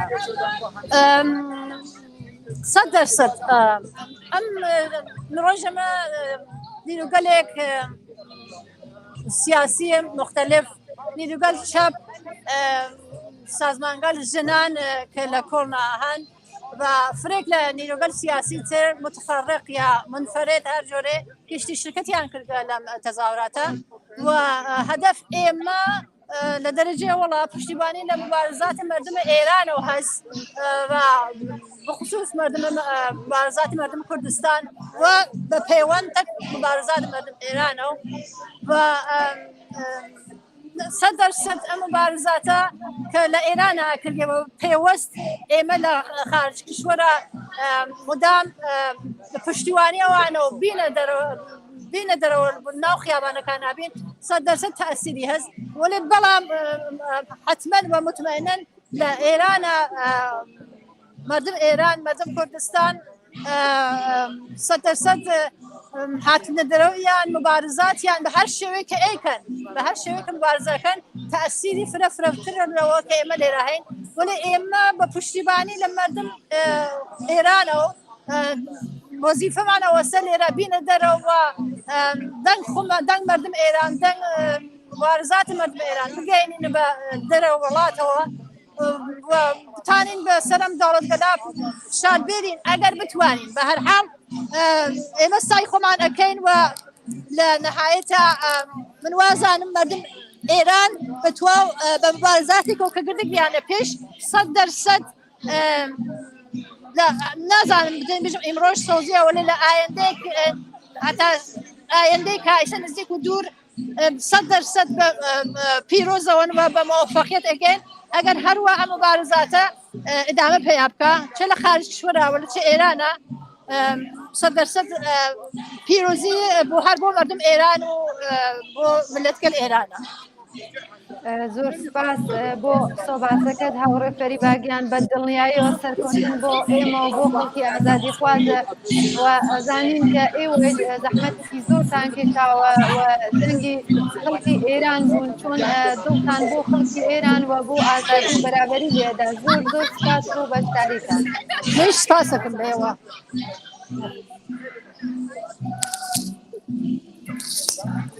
هاوڕێکانی ئێستا ڕۆمۆ هاوڕێ چیاکیان ئەگەر مەجالێکی کوردمان پێ بێ ئەزانم ئەو هاوڕێمانە هاتووە کە قسەباز بکەوە زۆریش پێمان خۆشە بەڵام سەرێک بین لە هاوڕێیانمان لە ستۆکهۆڵم دینە بۆلاتان زۆر سپاس. باشە من چاوەڕێتان دەکەمەوە هاوڕێیانە یانەوێ بەشدار بن و لە خزمەتتان ناوە هەتا مۆدایەکی تر. زۆر سپاس کەمێکی کردینەوە بۆلاتان هاوڕێ چیاکیان. بەڵێ بینەرانی خۆشەوی سەرواکە لە سەرەتای بەنامەکەەوە وتم ئێمە ئەمڕۆ لە چەند وڵاتی ئۆروپاییدا ئاکسیۆنێکمان هەیە کە بەرگوزار بووە لە چەند وڵاتدا کە بە بانگەوازی کۆمیتەی دەرەوەی وڵاتی حیزبی کۆمۆنیستی ئێران و چەند لایەنێکی تر بوو لە شاری یوتیوبوری سوئێد بینیمان ئەمە ئاکسیۆنەکە بەڕێوە چوو و خەڵکێکی زۆر لەو سەرماسۆڵەدا بەشداریان کردبوو و هەروەها لە شاری هێلسینکی لە فەنلاند ئێستا لە ئالمان بووین لە لای هاوڕێیانمان لە کۆڵنی ئالمان و ئێستا ئەچین بۆ شاری ستۆکهۆڵم لە سوێد. هاوڕێ کامران سڵاو ئەم کاتت باش. هاوڕەکانی ئەو کاتە باش سڵاو لە تۆ لە هاوکارانە دو همچنین بینەرانی عەزیز و خۆشەویستی کۆمەڵە تێوێت. بڵێ بینەرانی عزیز لەگەڵ هاوڕێمان هاوڕێ کامرانی دەباغیانی لە ئەستۆکۆڵمی سوێد. هاوڕێ کامران ئەگەر ئەکرێ لەسەر ئەم ئاکسیۆنە بۆ ئێمە بینەرانمان قسەباسێک بکەی زۆر سپاس دەکەم و هەروەها بەشداری خەڵک چۆنە و تا چەنێ بەشداریان کردووە و ئەوەی کە کێ سوخەنرانەوە بە مەراسمەکە چۆن بەڕێوەچێ مەمنونتە بم. بەڵێ دەبێ عەرزت بکەم کە هەروە خۆت باست کرد ئەم فەراخانە بە لەلایەن تشکیلاتی دەرەوەی وڵاتی حزبی کۆمونیستی ئێران و کۆمەڵە ڕێکخراوی کوردستانی حزبی کۆمونیستی ئێران و چەند لایەن و سازمانی سیاسی و ئاشخاصی منفەرەدی سیاسی دەتوانم بڵێم لە هەر چوار پارچەی کوردستان و ئێران شرکەتیان تێدا بووە و ئەم فەراخانەیانداوە فەراخانەکە ئەگەر ئیجازە بدەم تۆ لێ کامرانەگەر تەسویرەکەیش لە خۆت بگری زۆر سپاس دەکەن کە بینەرانمان بزانن ئێمە لەگەڵ کێ قسەکەین تەسویرت ببینن زۆر خۆشحاڵە بین. زۆر سپاس مەمنون بە تۆ لە بینەران تۆ داوا ئێستا مشکڵە حتمما لە مۆدای دیکەدا و کارە دەکەم هاوڕێ عەزیزە و فەراخانە لە پشتیوانی لە شۆڕشی گەلانی ئێران و کوردستانە هەروەکو خۆت باست کرد و هەمچنین مشەخەسەن لە پشتیوانی لە ئاخێزی ژنجیان ئازادی و شۆرشی زۆر ژنانەی کە لە ئێراندا داریە هەمچنین ئەم تەجەموعە متینگە ئیدانەی کوشتارهای سیاسی ناو ئێران دەکا کە لە حاڵەتی ئەعدامکردنا دەستی پێکردو ئێستا لەلایەن جمهوری ئیسلامیەوە و هەمچنین دەیهەوێ جەلبی هەرچی زیاتری ڕای گشتی و حکومی و سیاسی وڵاتی سوێدیش بکە بۆ سەر وەضعیەتێک کە ئێستا موجودە. بەڵێ بەڵێ هاوڕێ کامران ئەحزابی چەپی سوێد لەناو ئەم ئاکسیۆنەدا شرکەتیان کردووە ئایا سوخەنڕانی ئەکەن مۆزەعیان چییە لە بەرامبەر ئەم شۆڕشە بەهێزەدا؟ بەڵێ پێشووتری ژەمە لە ئاکسیۆنهای مختلف هینەمان باس کردووە بەڵێ ئەحزابی چەپی سوێد و بە گشتی دەتوانم بڵێم هەمووی لایەنە سیاسەکان و شەخصیەتهای منفەرەدی سیاسی لە سوێد دەرگیری مۆزوعەکە هەن ولی ئەگەر بگەڕێنەوە سەر ئەم حرەکەتی ئەمڕۆ میتینگی ئەوڕۆ حزبی چەپی سوێن لەم حرەکەتەدا شرکەتی هەیە و وەکی دواتر حتمما دەیبینن سخانڕانیان داناوە کەسێک بە نێوی هاوڕێ دانیێل دێ لە تەرەف حزبی چەپی سوێدەوە قسە دەکات و پشتیوانی خۆی ڕادەگەێنێ لەم ئاخێزا و هەمچنین ئیدانەکردنی ئەو کوشتارانەی ئاخیری جمهوری ئیسلامی لە هەموو قالبەکان کە وەڕێ خستۆ. زۆر سپاس هاوڕێ کامرانگیان ئەگەر ئیجازە بێ بەر لەوە ئێوە بانە ناتوان چەند تەک لەگەڵ چەند هاوڕێدا ئێمە قسە بکەین لەم کاتەدا ئێمە چینەوە لای هاوڕێیانمان لە کۆڵنی ئاڵمان و دووبارە دینەوە بۆ لاتان. زۆر باشە هاوڕەکانی گیان یەکتر دەبینینەوە. دەستان خۆش پێ ماندوو نەبن. زۆر سپاس. بەڵێ ئەچینۆ لای هاوڕێمان هاوڕێ چیا محەممەدی لە کۆڵنی ئاڵمان هاوڕێ چیاگیان سلااوێکی دووبارە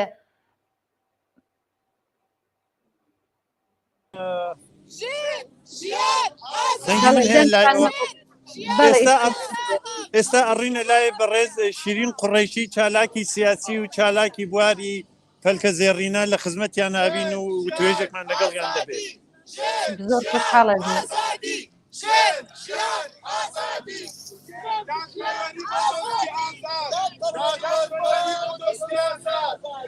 هاوڕێ شیرین سڵاو ئەم کاتەش باش زۆر خوشحاڵم کە ئەم مەجالە فراهم بوو تا تەشتانە قسە بکەین. هەموو کاتێکتان باش. زۆر سپاس بۆ بانگەشتەکەتان. گیان فەرموو. پرسیارێکی یا بخۆم قسە بکەم.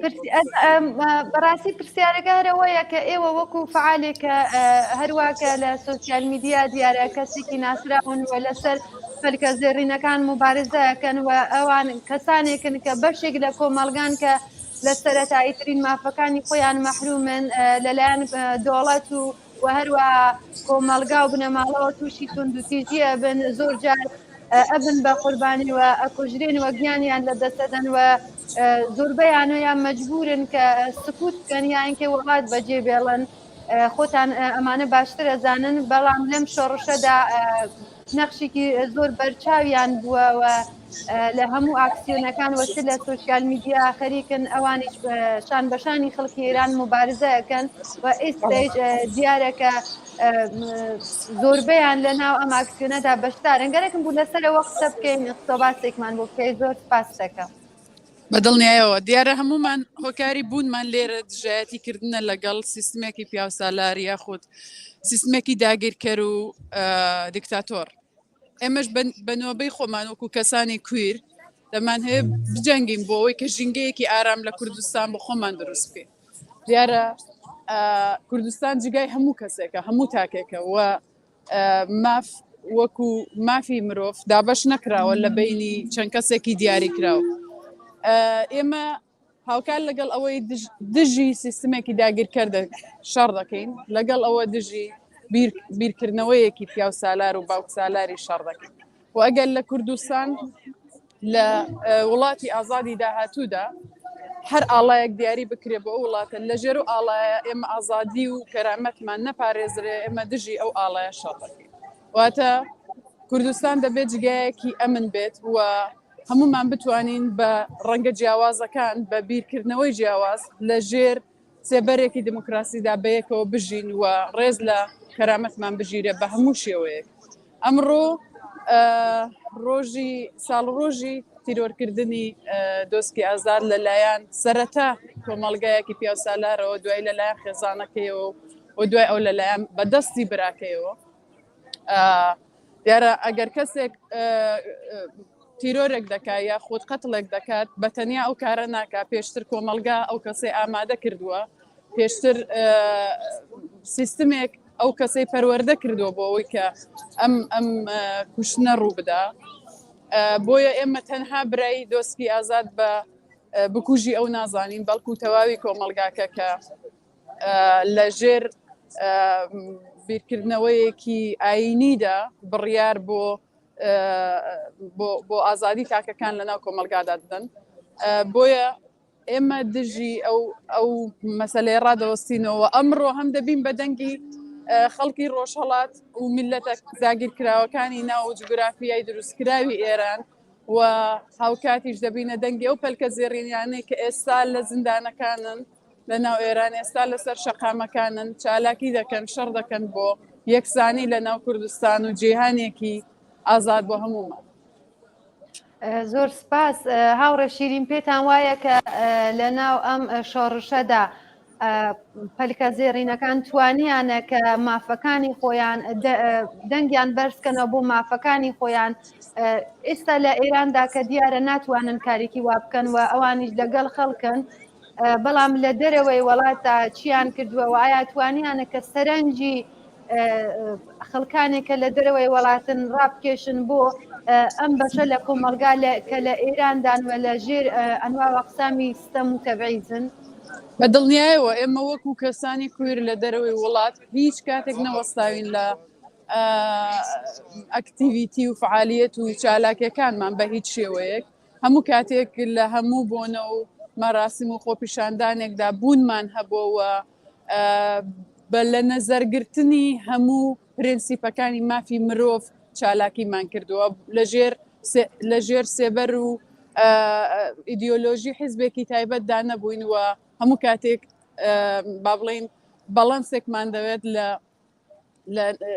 بۆ ئەوەی کە هەمومان لە ژینگەیەکی هێمندا بین و هەر بەو شێوەی کە تا ئێستا چالاکیمان کردو دووبارە واز ناهێنین و زۆربەی ئەو کەسانەی کە لە ناوخۆش لە کۆمەڵی پەلکە زێڕینەن و چالاکی دەکەن پەیوەندیان هەیە لەگەڵمان بەڵام دیارە بە خاتری مەسایلی ئەمنیەتی ناتوانن زۆر شتەکان بەکراوەی بێ بەڵام ئێمە دڵمان زۆر ڕوونە بۆ چالاکیانی کە دەکەین وە تا ئەمڕۆ زۆرمان با بڵێن نەتیجەکەی بینیوە بە چای خۆمان و لە داهاتووشدا بە دڵنیایەوە دەیبینین و فقط دەم هەیە ئەو شتە بە هەموو تاکێک بە هەموو سیستمێک بە هەموو یاسا و دەسەڵاتێکی داگیرکەر بڵم یان ئەو کەسانی کە پێیان وایە ئازادی فقط مافی ئەوانە دەم هەیە پێیان بڵم ئێمە لێرەین ئێمە بێدەنگ نابین ئێمە بە بەردەوامی شەڕ دەکەین و بەرخۆدان ژیانە بژی شۆڕشی گەلان و بژی ژن ژیان ئازادی و شۆڕشی ژینە کویر ژیانە.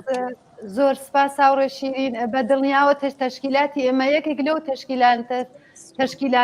تەشکیلاتانەسە کە مافی ئێوەوە هەموو بەشەکانی کۆمەلگای بۆ مافەکانیان لە 44 ساڵی ڕابردووە تەلاشی کردووە مۆبارزەی کردووە و بە دڵنیایەوە هیوادارم هەڵبەتە کە لە داهاتوویەکی زۆر نزیکە ئێمە شاهێدی ڕووخانی کۆماری ئیسلامی بین و هەمومان بتوانین لە وڵاتێکدا ئازاد و بەرابەر بەیەکەوە بژین. زۆر سپاس. ببوورە یەک شتی کە دەمیز بڵم بەشێکی تر لە چالاکیەکان ئەوەیە تاک بتوانێت لە ناو ئەدەبیاتەکەیدا ئەو گۆڕانکاریە دروست بکات کە یەکسانی پێوە دیار بێ بە هەموو شێوەیەک مافی ئێمە و مافی ئەوان نییە مافێک هەیە بەنێی مافی مرۆڤ وە دابش نەکراوە ئەگەر تاکێکی پەلکە زێڕینە لە کوردستاندا ئازاد نەبێواتە هیچ کەسێک نابێ هەست بە ئەمنیەت بکە بۆیە ماف فقط ئی پەلکە زێڕینەیان ئی تاکەکانی ترنێ مافی هەمومانەوە دەبێ هەمومان بێکەوە شەڕی بۆ بکەین. سپاس. وایە سپاس بۆ بەشداریت بژی سپاس.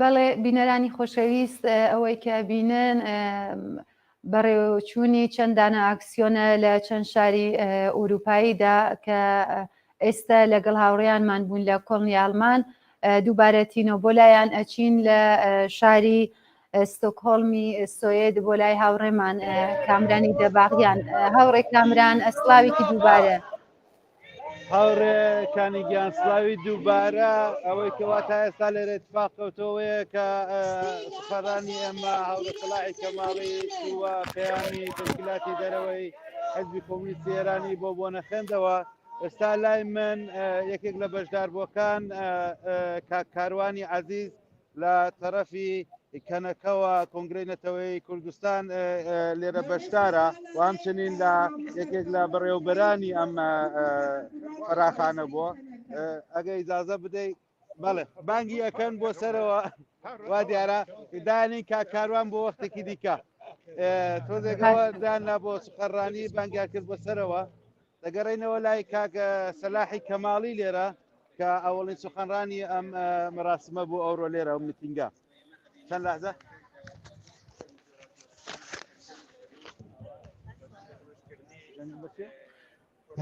کات سەلاحیان سڵاو ئەم کاتت باش هەوریان ئەم کاتتان باش نەبێن لە خزمەتانە ماندوونە بی دیارەکە ئێوە ئەوڵین سوقەنڕان بوون ئێمە شتێکمان بزانین کە ئێوە چه قسە و باسێکتان کردووە لەناو ئەم ئاکسیۆنەدا بەڕێوەبردننی ئەم ئاکسیۆنە و بەشداری خەڵک لەم ئاکسیۆنەدا چۆن نەبینن بەشداری لەم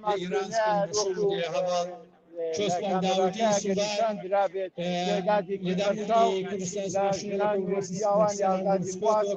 بەشداریان کوردستان و ئێمە بۆ پشتیوانی گەلای ئێران و ڕۆژهەڵاتی کوردستان بەتایبەت لە ڕاپەڕینی ئێران هاتووی بەشداریەکەی بۆ خۆمان خۆمان دەربڕین لەو شۆڕشەی کە بەناوی شۆڕشی ژینایە ولەو قسە و باسی ئێمە ئەبێت هەرچی زیاتر خەڵکی کوردستان وریایی خۆیان بەرامبەر بۆ کەوتەعانەی خودی جمهوری اسلامی گرانایی بناو اپوزیسیون ئەیانەوێت شۆڕشی ژینا بەرابەرن ئێمە ئەبێت زۆر وریایانە ئەم کارە بکەین و هەوڵ بدەین شۆڕشی ژینا هەرەو ڕێگای ڕاستەقینەی خۆی چۆن تا ئێستا شۆڕشەکەوە هەرەوە ئیدامە بدەین و دیارە هاوڕێیانی کۆمەڵە ئەم ماوە زۆر بەباشی ئەم مەسەلەیان بەدەرەوە بڵاو کردێتەوە و ئێمە هیواداری کە بەرنامەی ئەمڕۆیە ئەم مەسەلەمان خزمەتانە. زۆر سپاس هاوڕێ سەلاح پێتان وایە کە بەڕێبردننی ئاکسیۆنهایەک لەم جۆرەدا چەند ئەتوانێت کاریگەر بێت لەسەر دەوڵەتی فەنلاند و تا بتوانێت مۆزەی خۆی نسبەت بە جمهوری ئیسلامی بگۆڕێەوە پشتیوانی شۆڕشی ژینا بکە.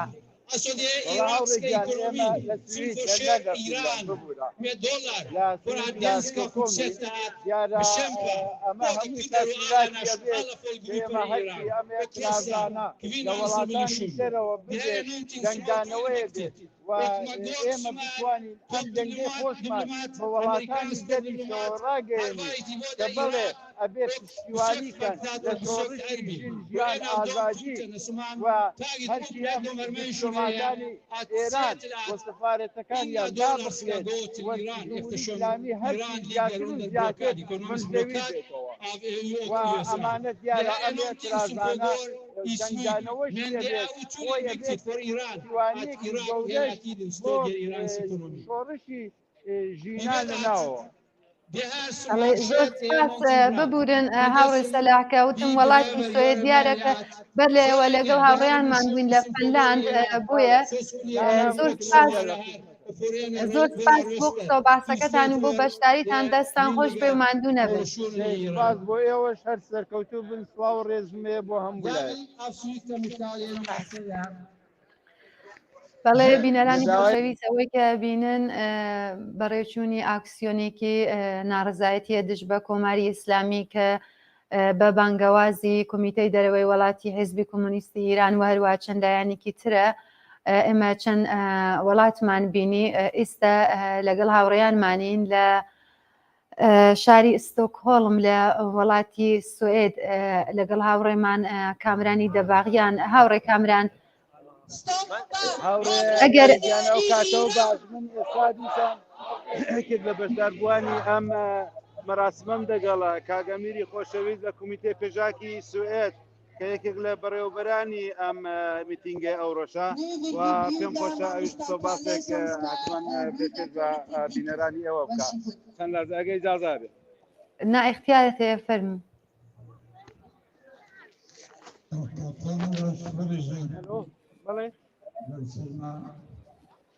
هاوڕێکیان سڵاو ئەم کاتەت باش ماندوو نەبی و دەستان خۆش بێ.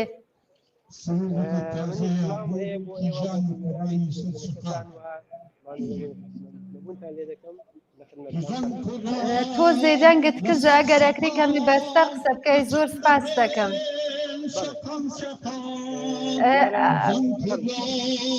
نا ئێوە بفەرموو. يعني سالاكي أو روما لساري ستوكهولم بە هاوکاری کۆمەڵەکەی لایەنی سیاسی مەدەنی لەسەر استۆکۆڵم بەڕێوە دەستێدارە هاوکات لە چەند ساڵی تری ئەوروپا ئەو چالاکیەکانی هەیە لە چالاکیەکەمان لە بەردەوامیە چالاکیانەدا هەیە کە بۆ پشتیوانی لە شۆڕشی گەلانی ئێران شۆڕشی ژینان ئازادی لە ڕۆژهەڵاتی کوردستانی ئێران بەڕێوە دەستێت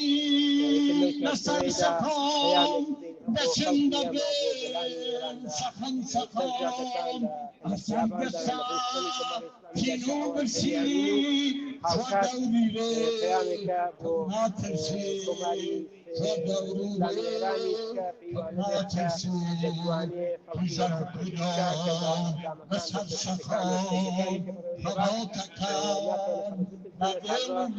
خەڵکی ئێران خەڵکانی ئێران بینەوە دەخۆناکەسیە ئەو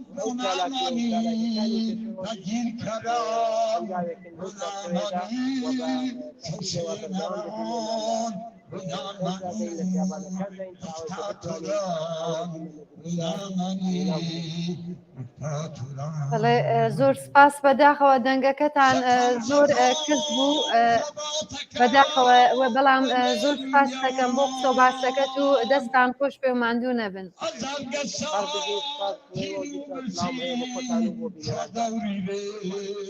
زۆر سپاس. قاضي فرميس قول لك جهراو صدم هراس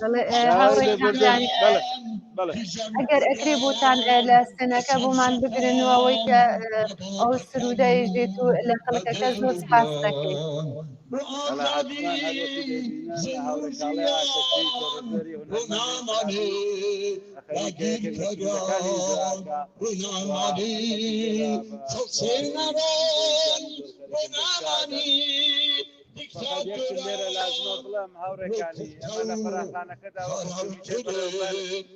دەنگت زۆر کزە دەنگی چۆن نزیکی دەنگی سرودەکە زۆر دەنگی ئێوە کزە بەداخەوە. ئێستا چۆنە هاوڕێ ئەوە باش زۆر سپاس. ویستم یەک باس بکەم ئەویدەوەی هەر وەکی ئاگادارن لە فەرهانەکەدا باسمان کرد لەگەڵ ڕێپێوانێکمان دەبێت بەرەو مەرکەزی شاری ستۆکهۆڵم یەکێکە لە مەراکزی شاری ستۆکهۆڵم بەداخەوە بڕێوەی دەلیری ئەو حرەکەتە هەر لێرە تەواو دەبێەوە دوایەوەی کە بەرنامەکان جوابوون سەپادانەکان بەکانی خۆیان تەواو دەبێت لێرە لەو بارەوە دەبێت ئێمە داوای لێبوردن بکەین لە هەموو ئەو بەڕێزانەی کە بە پێی فەرهانەکە پێیان وا بووە لە ئەو شوێنەی دیکە پێوەستە بن بە ئەم میتینگە. وا لە قسەکاندانە دیار بوو کە دوای ئەم ئاکسیۆنە و ئەم کۆبوونەوە ڕێپێوانێکەیە؟ نا وا دیارە قسەکانی من تۆزێ خراپ بووە بۆ ئێوە. من ئەگە ئیجازە بدەی چەند دقەیەکی دیکە لە مۆدایەکی دیکە دێمە خزمەتت. دەی باشە زۆر سپاس دەستت خۆش پێ و ماندوو نەبی ئەچینەوە بۆ لای هاوڕێیانمان لە کۆڵ بۆ لای هاوڕێمان هاوڕێ چیا محەممەدی هاوڕێ چیاگیان سڵاوێکی دووبارە میشگین بۆ هاوڕێیان پێشمەرگە و شۆڕشکردم لە هەر 1979 بەڵێ هاوڕێ چیا ئەگەرەکرێ کاوە قسەکەین زۆر سپاس دەکەین.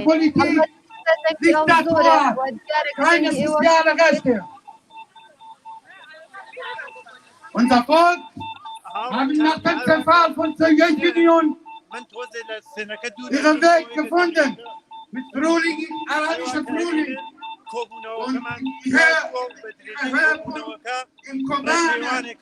خەریکین بە ڕێپێوانێک بە ڕێگاوین لە مەرکەزی شاری کۆم هەموو حزب و ئۆرگانیزاسیۆنەکان بە ئاڵا و ڕەنگی خۆیان بەشدارن سەڵاتی خۆیانەکەن. ئێستا چالاکی سیاسی و ڕۆژهەڵاتی کوردستان پێمایە لەلایەن کۆمیتەی بەرژاکی ئەڵمانەوە خەریکە سەبارەت بە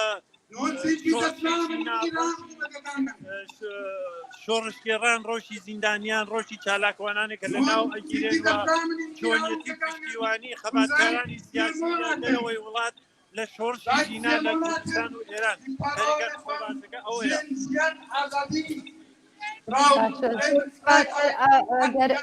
تەسبیرەکەراوا بێت تا ئێمە خڕکەکە ببینین و بینەرانی عزیزیشمان بزانن کە پشتیوانیکی گەورە هەیە لە شۆڕشی ژیان ئازادی و هەموو ئازادی خوازان لە دەرەوەی وڵاتی دەنگی خەڵکی شۆڕشگەری ئێرانی سپاس دەکەم. بە دڵنیاییەوە لێرە خەڵک بەڕوتینەوە هەمیشە لە چالاکیەکانە بەشدارن، هەموو نەتەوەیەک هەموو بیر و بۆچوونێک لەم کۆبوونەوە جێگەی خۆی گرتوێتەوە بە هەموو زوانێک ئەوەتێ ژیان ئازادی جەنین ئاجوئی ئازاد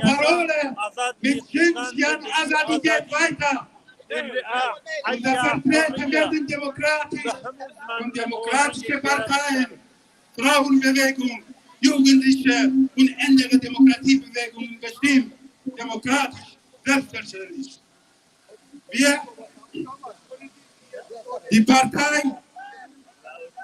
die Partei von Freien Kurdistan PESA, wir machen uns stark für dieses Vorgehen und Prozess. Wir geben alles, dass dieser Prozess weitergeht und die Parole vom Jian Azadi, Frau, Leben, Freiheit auf dem Weg bleibt und nicht entgleitet. زن زندگی آزادی مرگ بر جمهوری اسلامی مرگ بر جمهوری اسلامی زن زندگی آزادی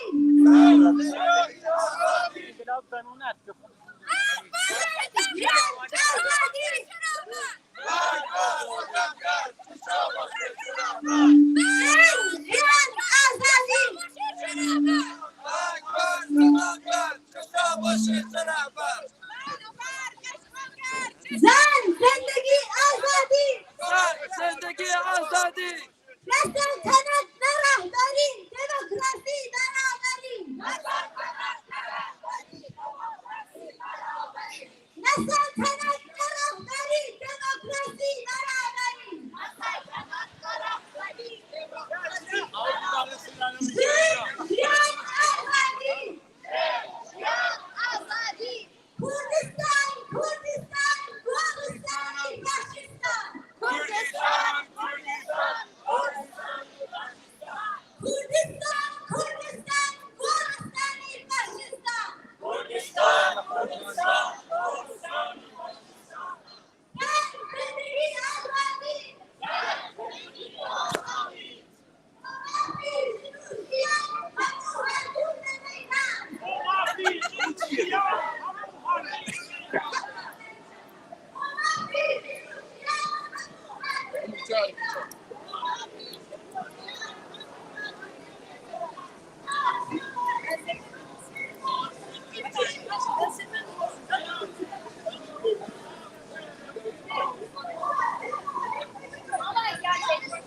حالا خوبه شما خوبه این آلمانیات چی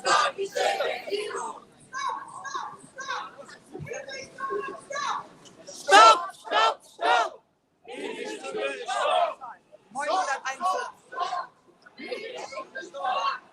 Stop! Stop! Stop!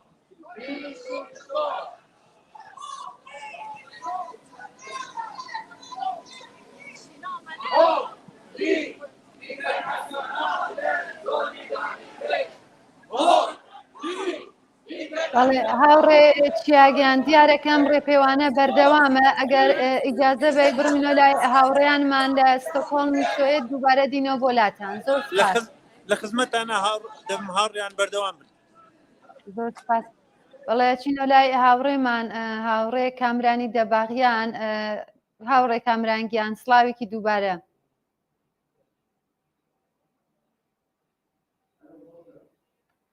هاوڕێ کامران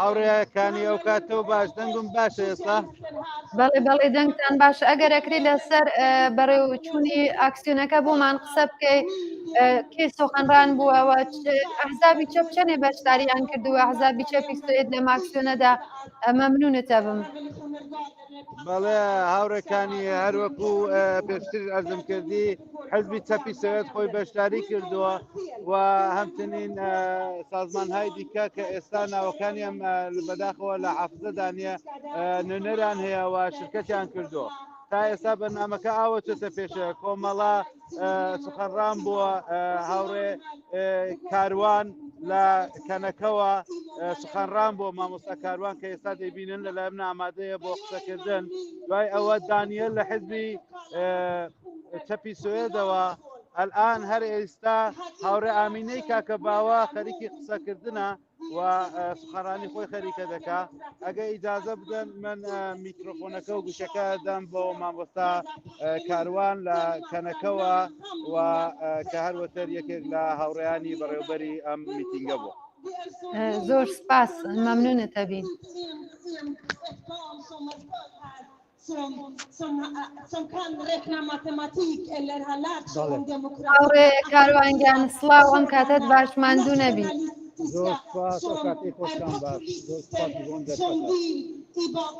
دەنگت تۆزێ کزە ئەگەر بەرسە قسە بکەیت زۆر سپاس دەکەم ئێوە بەڕێوچوونی ئەم ئاکسیۆنەدا چۆن ئەبینن بەشداری خەڵک چۆن ئەبینن وە پێتان وایە کە ئەم ئاکسیۆنە چەندێک کاریگەرە لەسەر مۆزەگیری دەوڵەتی سوئێد نسبەت بە خەڵکی ئێران و شۆڕشی ژینە بەڵێ بەڕاستی ئەم ئاکسیۆنەشتێکی زۆر زۆر پیرۆز و گرینگە ئەمە لێرە لە سۆپۆڵ ڕۆدا ئەوەی لە شارەکانی ئەوروپا ڕۆدان ئەمە زۆر زۆر پێویستە ئێمە بۆ خۆمان دەنگی خۆمان بخەینە پاڵ دەنگی گەلانی ئێران بە سوپاسی گەلانی تر بۆەوەیەوە ئەم شۆڕشە دڵخۆی بەردەوام دێتوە تا ئاگار بە سەرکردنی ڕوخانی ڕژێمی ئێران لێرە بەڕاستی ژمارەیەکی باش میدیش هاتۆتە ئێرانە لێرەیە خەڵکەکە باشی کۆ بۆتەوەی ڕاستی لێمەویستمە خۆپیشاندانەکە وابێ بەردەوامی بۆ ناوەند بەر هەندێک شکالات لێرە ماینەوە باشە شتێکی باشە خراپ نییە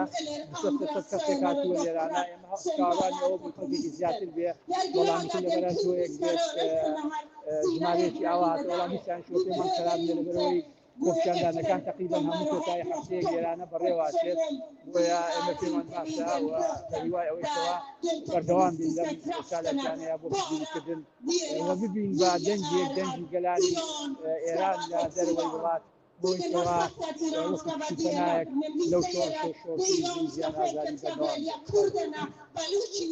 زۆر سپاس هاوڕێ کاروانگیان بەداخەوە دەنگتان تۆزێ کەس بوو بەڵام زۆر سپاس بۆ بەشداریتان بۆ قسە و باسەکەتان بە هیوای سەرکەوتن زۆر سپاس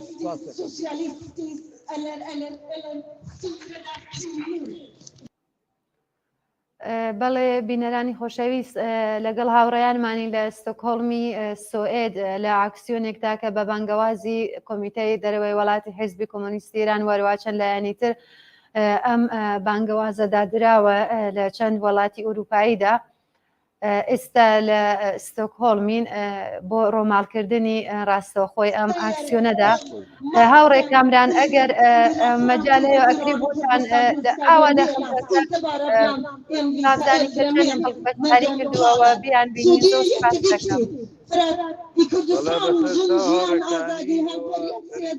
den kampen där både de socialistiska rörelserna för att kvinnor ska vara en del av det framtida samhälle som vi bygger tillsammans. Och det är viktigt. Där började egentligen för redan när jag själv var liten.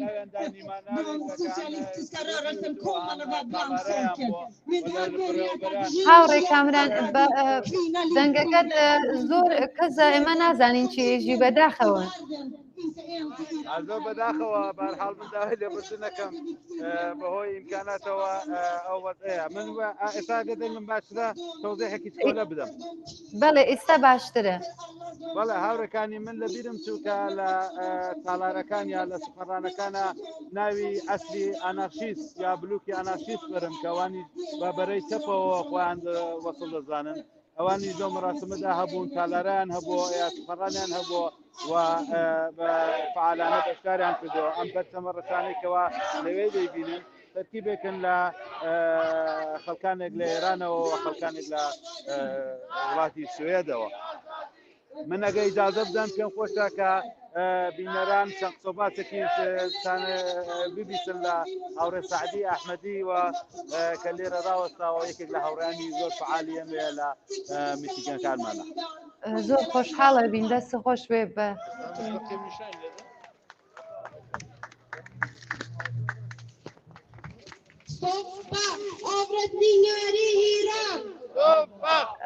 هاوڕێ سعدی گیان سڵاو ئەم کاتت باش.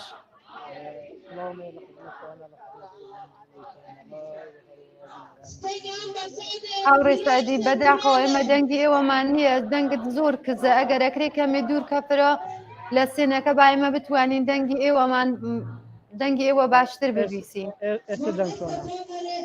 ئێستا باشە ئێستا باشترە ئەمیش سڵاو عەرز دەکەم لە خزمەتی جنابتەوە و هەروەشەوە تەلەڤیزیۆنی کۆمەڵە و بینەرانی تەلەڤیزیۆنی کۆمەڵە. زۆر خۆشحاڵین کە لەگەڵمانی هاوڕێ سعدی ئێوە پێتان وایە ئەم ئاکسیۆنە چۆن بەڕێوە چووە و بەشداری خەڵک و ئەحزابی چەپ چۆن بووەوە تا چەنێ ئەتوانێت کاریگەر بێ لەسەر دۆڵەتی سوئێد بۆ ئەوەی کە پشتیوانی خۆی هەرچی زیاتر بکا لە خەڵکی ئێران وە شۆڕشی جینا.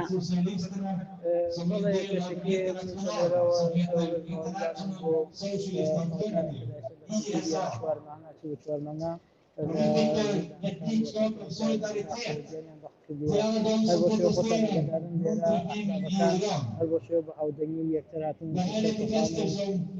بەسەریکەم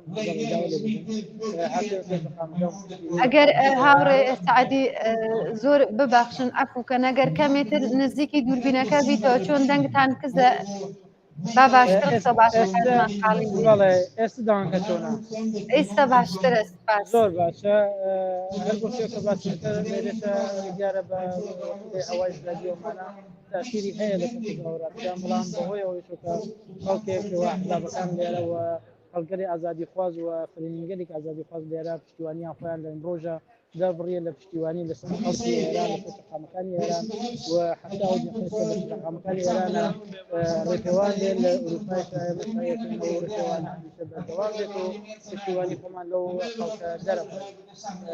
ئەحزابەکانیشدا حەدی خۆی لێرە هاودەنگن لە بەرامبەر بەو شێوازەوە هەمیشە هاودەنگی بوون و زۆر سپاس هاوڕێ سعدی بەداخەوە دەنگەکەتان کەس بوو زۆر وەختە باسەکەتان بۆ بەشداریتان زۆر سپاس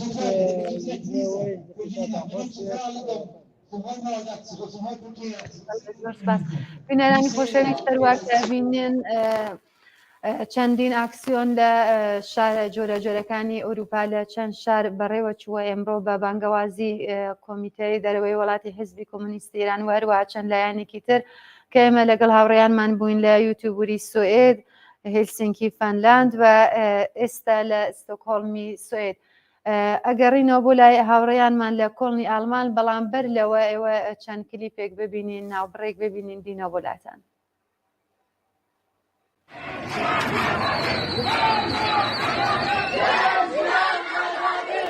اینجا کردستان است، کابوس فاشیستا.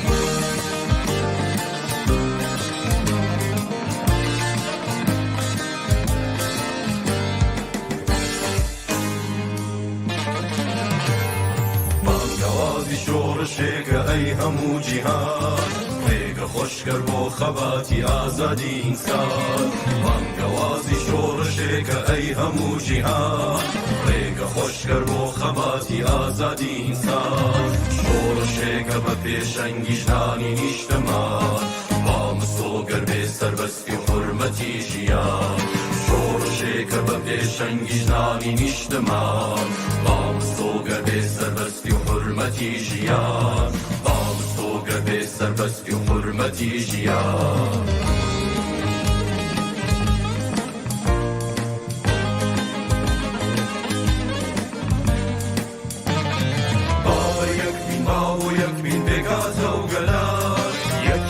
ترستەخاتە دڵی دوژمنان بابە یەک بین بابۆ یەک بین پێکاتە و گەلان یەکەتی ترستەخاتە دڵی دوژمنان خۆ نەویستی بەدی دێنێ ئاوات و خەونمان باڵندەی ئامانجمانە بفڕێنێ بۆ ئاسمان خۆ نەویستی بەدی دێنێ ئاوات و خەونمان باڵندەی ئامانجمانە بفڕێنێ بۆ ئاسمان باڵندەی ئامانجمانە بفڕێنێ بۆ ئاسمان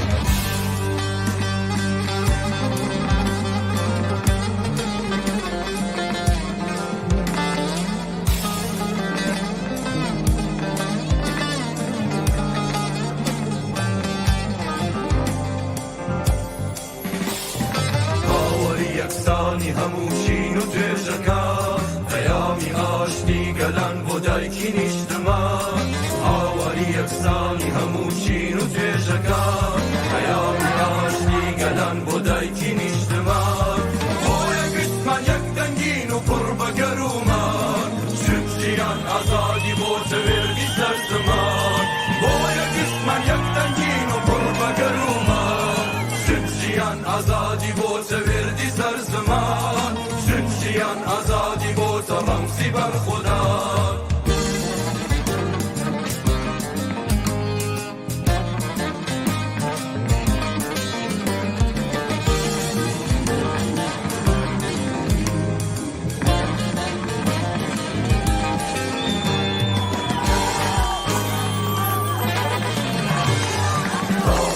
کۆیلەی زۆردارانەی ئینسانەکان بۆ دەبێ چاوەڕێ مەرگ بین لە هەناسەدان چاوەکەی کۆیلەی زۆردارانەی ئینسانەکان بۆ دەبێ چاوەڕێ مەرگ بین لە هەناسەدان شۆڕژێکی گەورە بێکرێن بۆمان و نەمان با یەکجاری ئازادی بێت بەداهاتومان بۆ یەکشتمان یەک دەنگین و پڕ بە گەرومان ژیان ئازادی بۆتە وێردی سەر زەمان ژیان ئازادی بۆتە ڕەمزی بەرخودان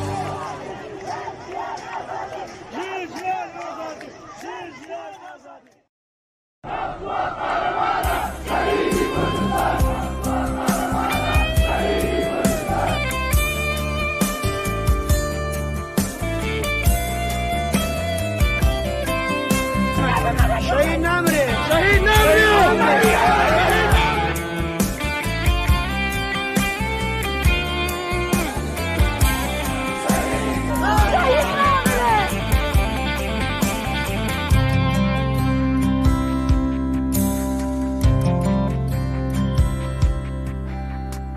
شهید نمره وکو شاخ وکو بفر وکو درخت وەکو بەهار و گڵباخ شەهید باڵای بەقەد باڵای کوردستانە شەهیدا دنیا تزەوی ئەشکێنێ پەنجاو دەستە ئازاری خاک ڕاژێنێ سۆمای چاوە کەم دوا ڕۆژ دوورەی بینێ سۆمای چاوە کەم دوا ڕۆژ دوورەی بینێ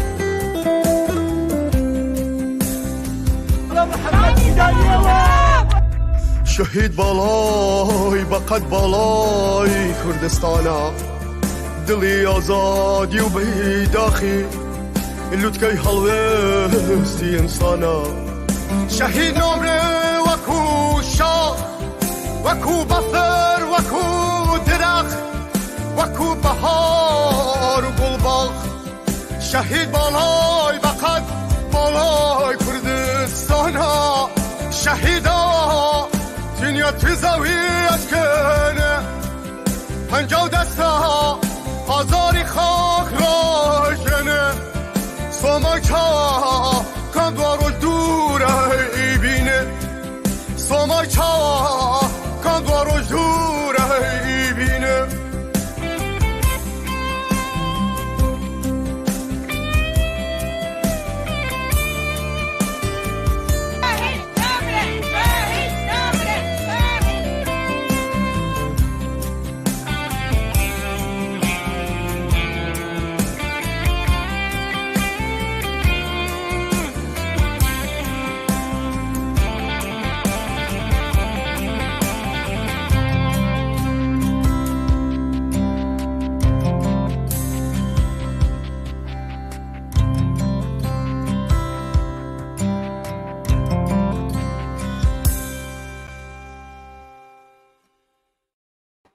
سلاوێکی دووبارە بینەرانی خۆشەویستی تەلەڤیزیۆنی کۆمەڵە هەروواکە ئاگادارن لە چەند ساعتی ڕابردوودا ئێمە ڕۆماڵی ڕاستەوخۆی چەندین ئاکسیۆنمان کردووە لە چەند وڵاتی ئوروپاییدا لەوانە یوتیوبوری سوئێد و هێلسینگی فەنلاند و کۆڵنی ئاڵمان و هەروەها ستۆکهۆڵمی سوئێد کە بە بانگەوازی کۆمیتەی دەرەوەی وڵاتی حیزبی کۆمۆنیستی ئێران و چەند لایەنێکی تر بووە بۆ پشتیوانی لە شۆڕشی ژن ژیان ئازادی کە زیاتر لە 4 مانگە لە ئارادایەوە لەم ماوەدا ئێمە بینیمان کە خەڵکی زۆربەی وڵاتانی دنیا هاتنە پشت خەڵکی ئێران و دەنگی خەڵکی ئێران بوون. ئێستا لە درێژەی ئەو پشتیوانی و ئەو حمایەتە گەرمگۆڕەدا ئەچینە لای هاوڕێمان هاوڕێ چیا محەممەدی لە کۆڵنی ئاڵمان کە ئاکسیۆنەکە و کۆبوونەوەکە لە درێژەدا بە ڕێپێوانێک درێژە هەیە. هاوڕێ چیاگیان سلااوێکی دووبارە ئەم کاتت باش. سڵاو و ڕێزی حرمەتی دووبارەم هاوڕێگیان ئەوە ئێستا لەگەڵ هاوڕێک تر دەبین بەڵام زمانی وتوێژەکەتان تکایە با فارسی بێ هاوڕێمان لە هاوڕیانی دێرین و کۆمونیستی خەباتکارە کە ساڵهایە لە ئەوروپایش لە خەبات کۆڵی نەداوە ئەڕێنە خزمەت هاوڕێ ئەنوش ئەگەر یەک دقیقە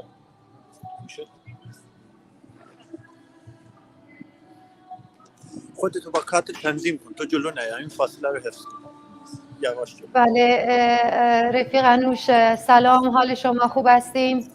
سلام، مرسی، انوش هستم و همچنین سلام به بینندگان تلویزیون شما. خوشحالیم که باهاتون صحبت میکنیم. شما چقدر پشتیبانی و حمایت احزاب چپ و انترناسیونال از انقلابی که در ایران در جریان هستش، انقلاب زن زندگی آزادی رو میتونید مهم ارزیابی کنید و چقدر مهم هستش که این احزاب همراه با احزاب چپ ایرانی و مردم آزادیخواه و برابری طلب در همچین اکسیون‌های شرکت کنن و بتونن که صدای مردم ایران باشن؟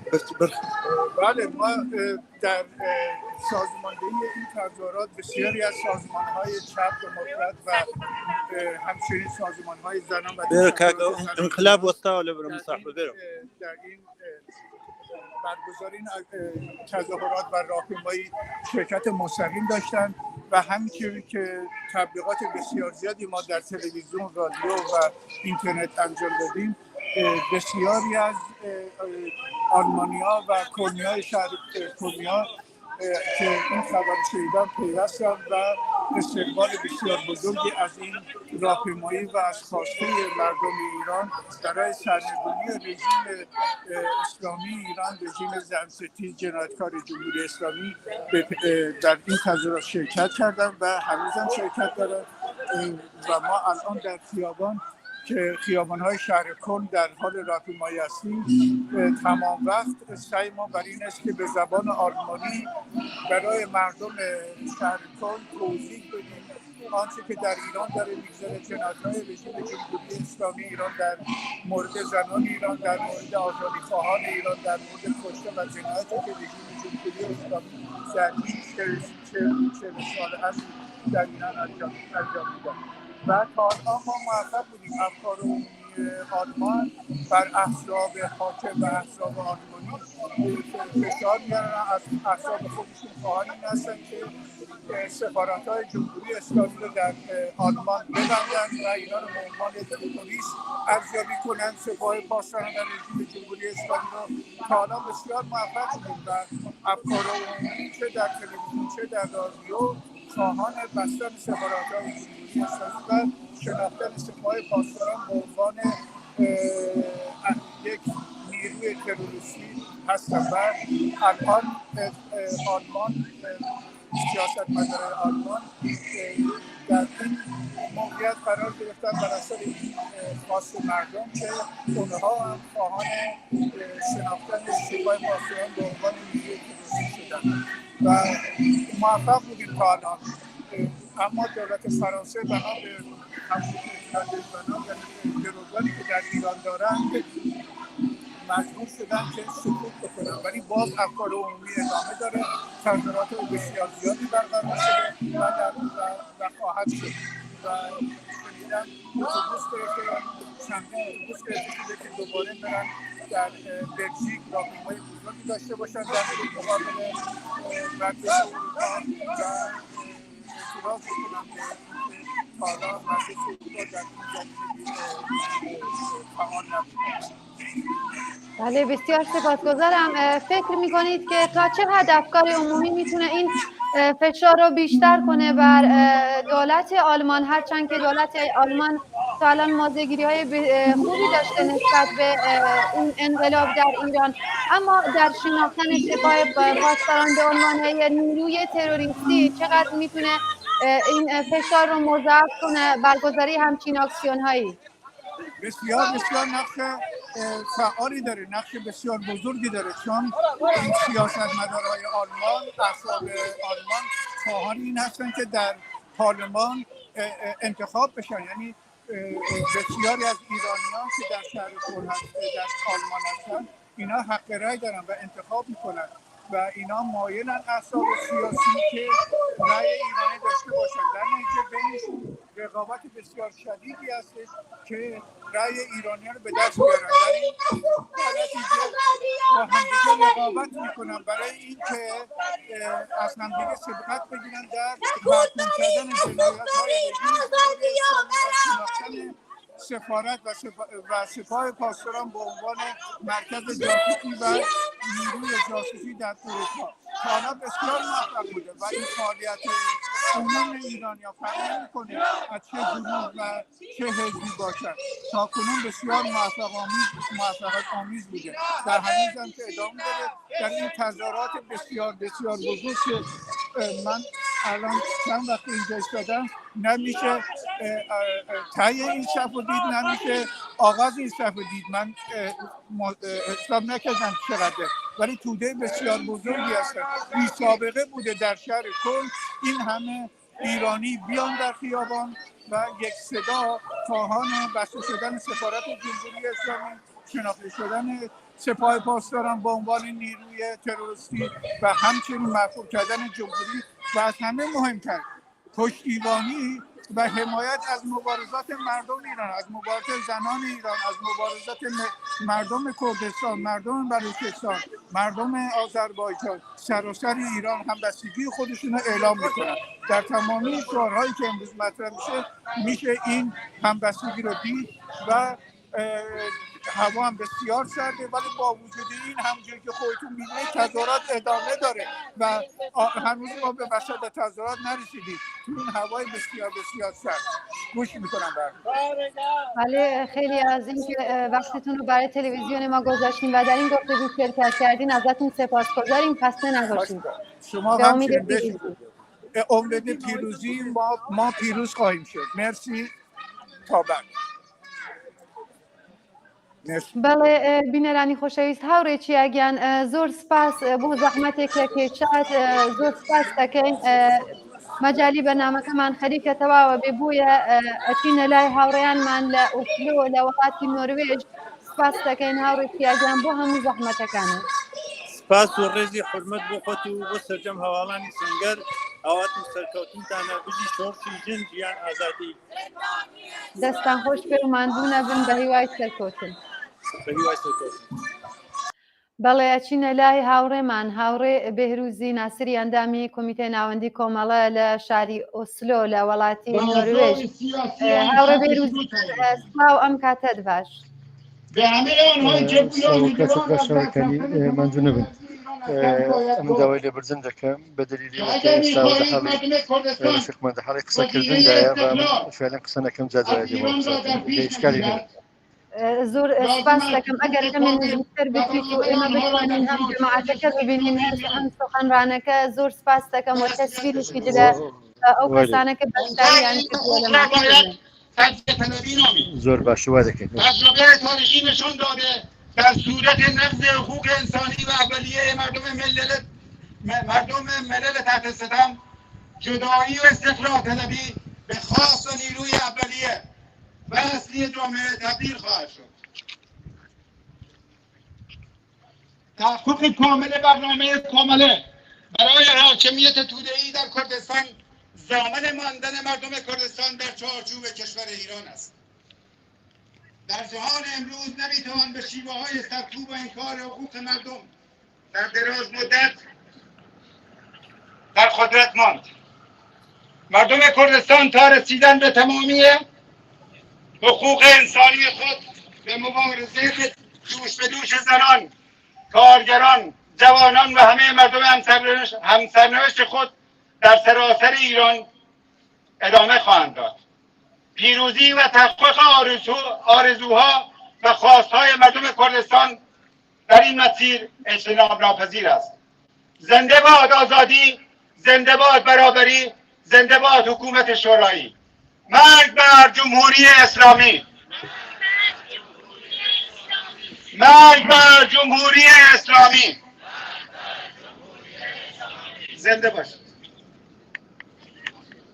سپاس مکرمزا استیک وزا شکانلو بفرمه با پشکشکردنی و چارکی فرم مکرمزا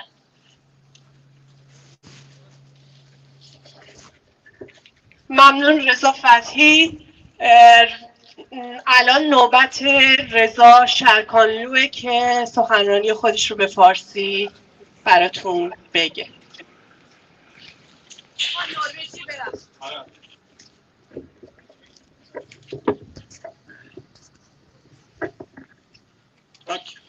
Kära alle sammen, vi er samlet her. Vi skulle ha vært flere egentlig, men bra i hvert fall. Vi er her og holde det flagget opp her også.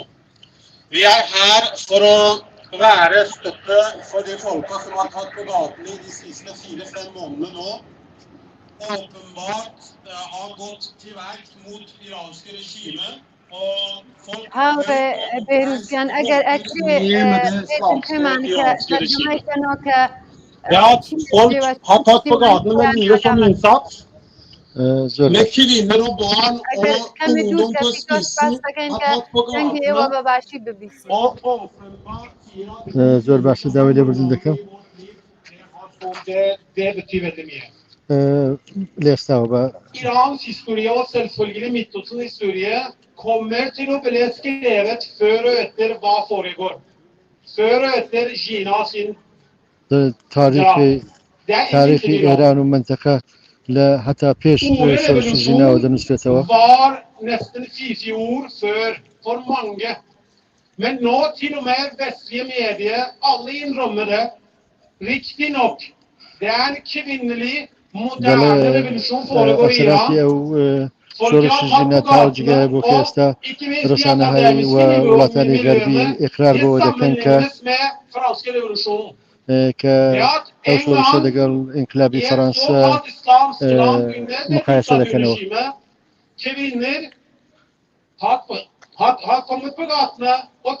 ژنان هاتوونە خیابانەکان på det ytterste. De har gått mot iranske islamske regimer og hele apparatet rundt. وبحد أكثر توانوا وهاتون عليه رجيم الجمهورية الإسلامي هاتون خيابانا كانوا slagordene, شعار كان det som folk roper, det أو folk كخلق sier, det بهواري orker ذكا veldig mye. تأثيرات Ja, كسوري folk er مهمة folk mot fattigdom. De sier at vi vil ikke ha sensur i vårt liv.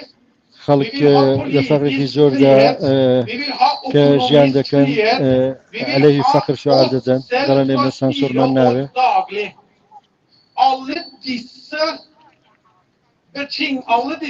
setter nå betingelser for hvilke typer regimer, hvilke typer والله هم يوانا بونو بشكل هايك بو كبو خلق زمن تسنو حكومتك لدهات بدا لإيران دا بهبه en prins fra LA om at skal komme og eventuelt representere dem, eller de skal gi deres fullmakt til ham.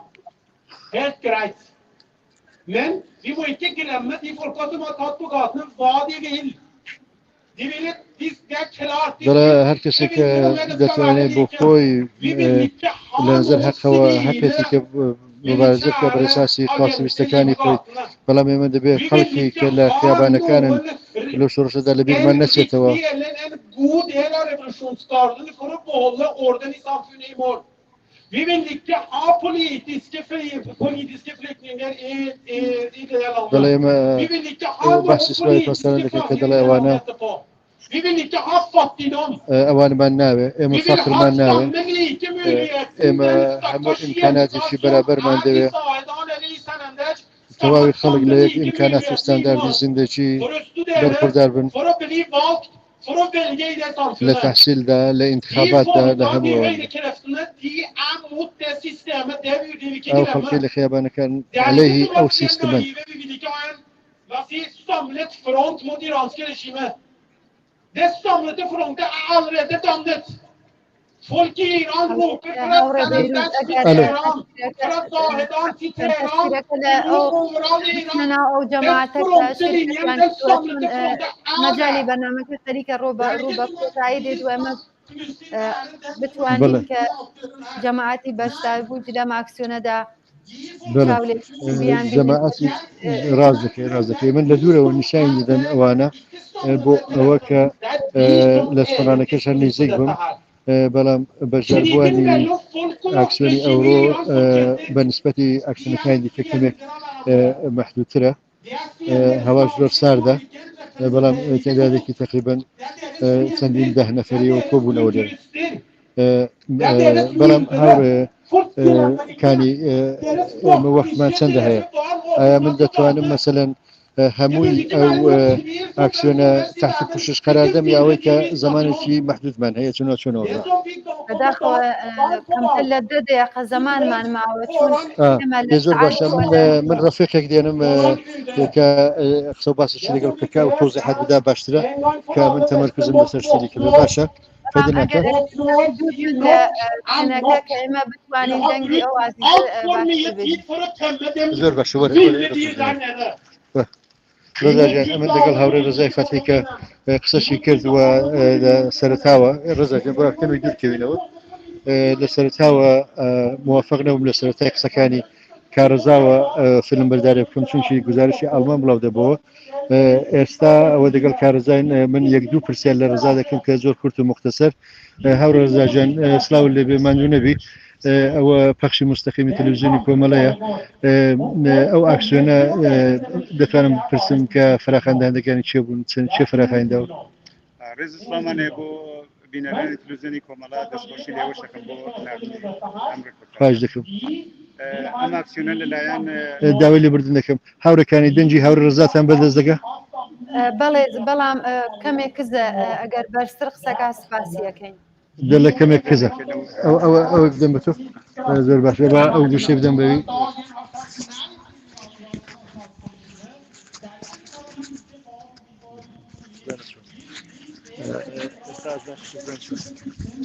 بەڵێ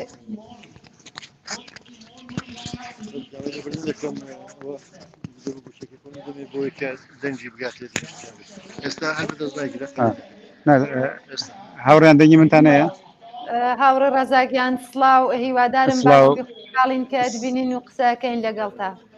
زۆر سپاس هاوڕێکانی خۆشەویست، سپاس بۆ ئێوە بۆ تلویزیۆنی کۆمەڵا، هەروە سڵاو لە بینەرانی خۆشەویست تلویزیۆنی کۆمەڵا. ئەم ئەکسیۆنە ئەمڕۆ بە فراخانی کۆمەڵا ڕێکخراوی کوردستانی حزبی کۆمۆنیستی ئێران و تەشکیلاتی دەرەوەی وڵاتی حزبی کۆمۆنیستی ئێران، کۆمیتەی نۆروێژ و هەروەها ئەنتی گروهێک بە ناوی ئەنتی تیرانی یا گروهی جنبشی ضد استبداد لە نۆروێژ و هەروە اتحاد شۆڕایی هەمبەستگی لەگەڵ ئینقلابی ئێران لێرە و هەروەها تێدادێک لە بەلوچەکان لێرە ئەحزابی بەلوچ لێرە فراخان درابوو. ئەوە کەی بینن شعارەکان شعارهایەکی باشن، سخەنڕانیمان بوو لێرە، هەر نمایندەیەکی ئەو ئەحزابەکە فراخانی بوون. البته هر کۆمەڵا بە ناوی حزب لێرە حضوریەیە و تشکیلاتی دەرەوەی وڵاتی حزبی کۆمۆنیستی ئێران ئەوانەی تر بە هەر ڕێکخراون، یعنی سازمانهایەکی ئەوانە. بەرحاڵ ئەکسیۆنێکی موافقە ئێمە بڕیارمان داوە سعاتی 3 تا سعاتی 4 ئەمڕۆ ئەو دەنگدانەوەی دەنگی شۆڕشی خەڵکی ئێران بین، خەڵکی کوردستان بین بۆ ئەفکاری عمومی لە ئەم وڵاتە. هاوڕێ ڕەزا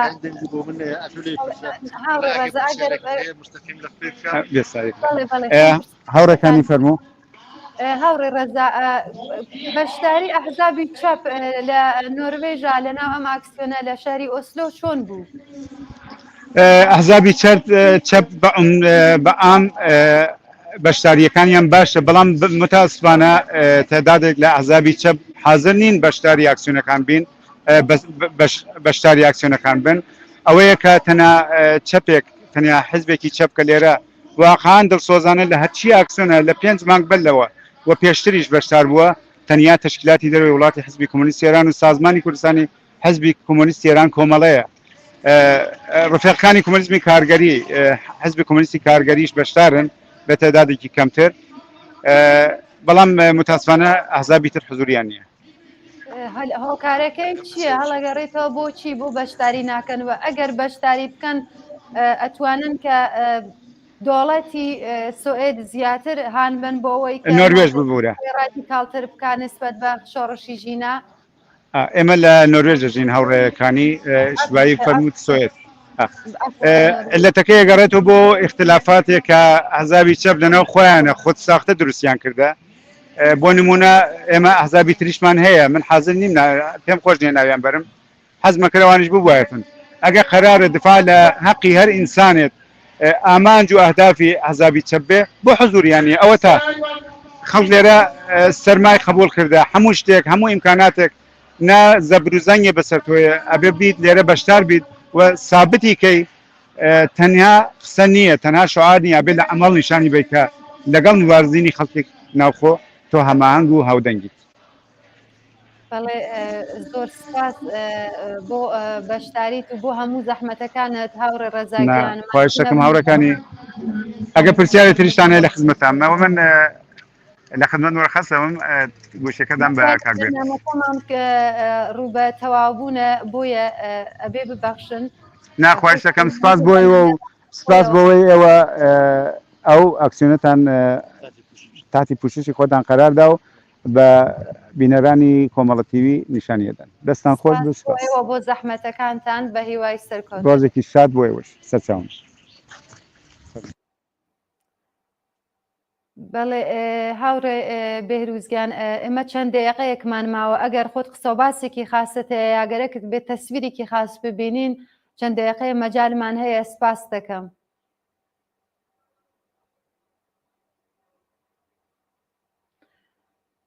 هاوڕێ بێروزدەنگی ئێمەتان هەیە؟ بەڵێ بینەرانی خۆشەویست، ئەو تەساویرەکە بینن مربوطە بە شاری ئۆسلۆ لە وڵاتی نۆروێژ کە هاوڕێیانی ئێمە و هەروەها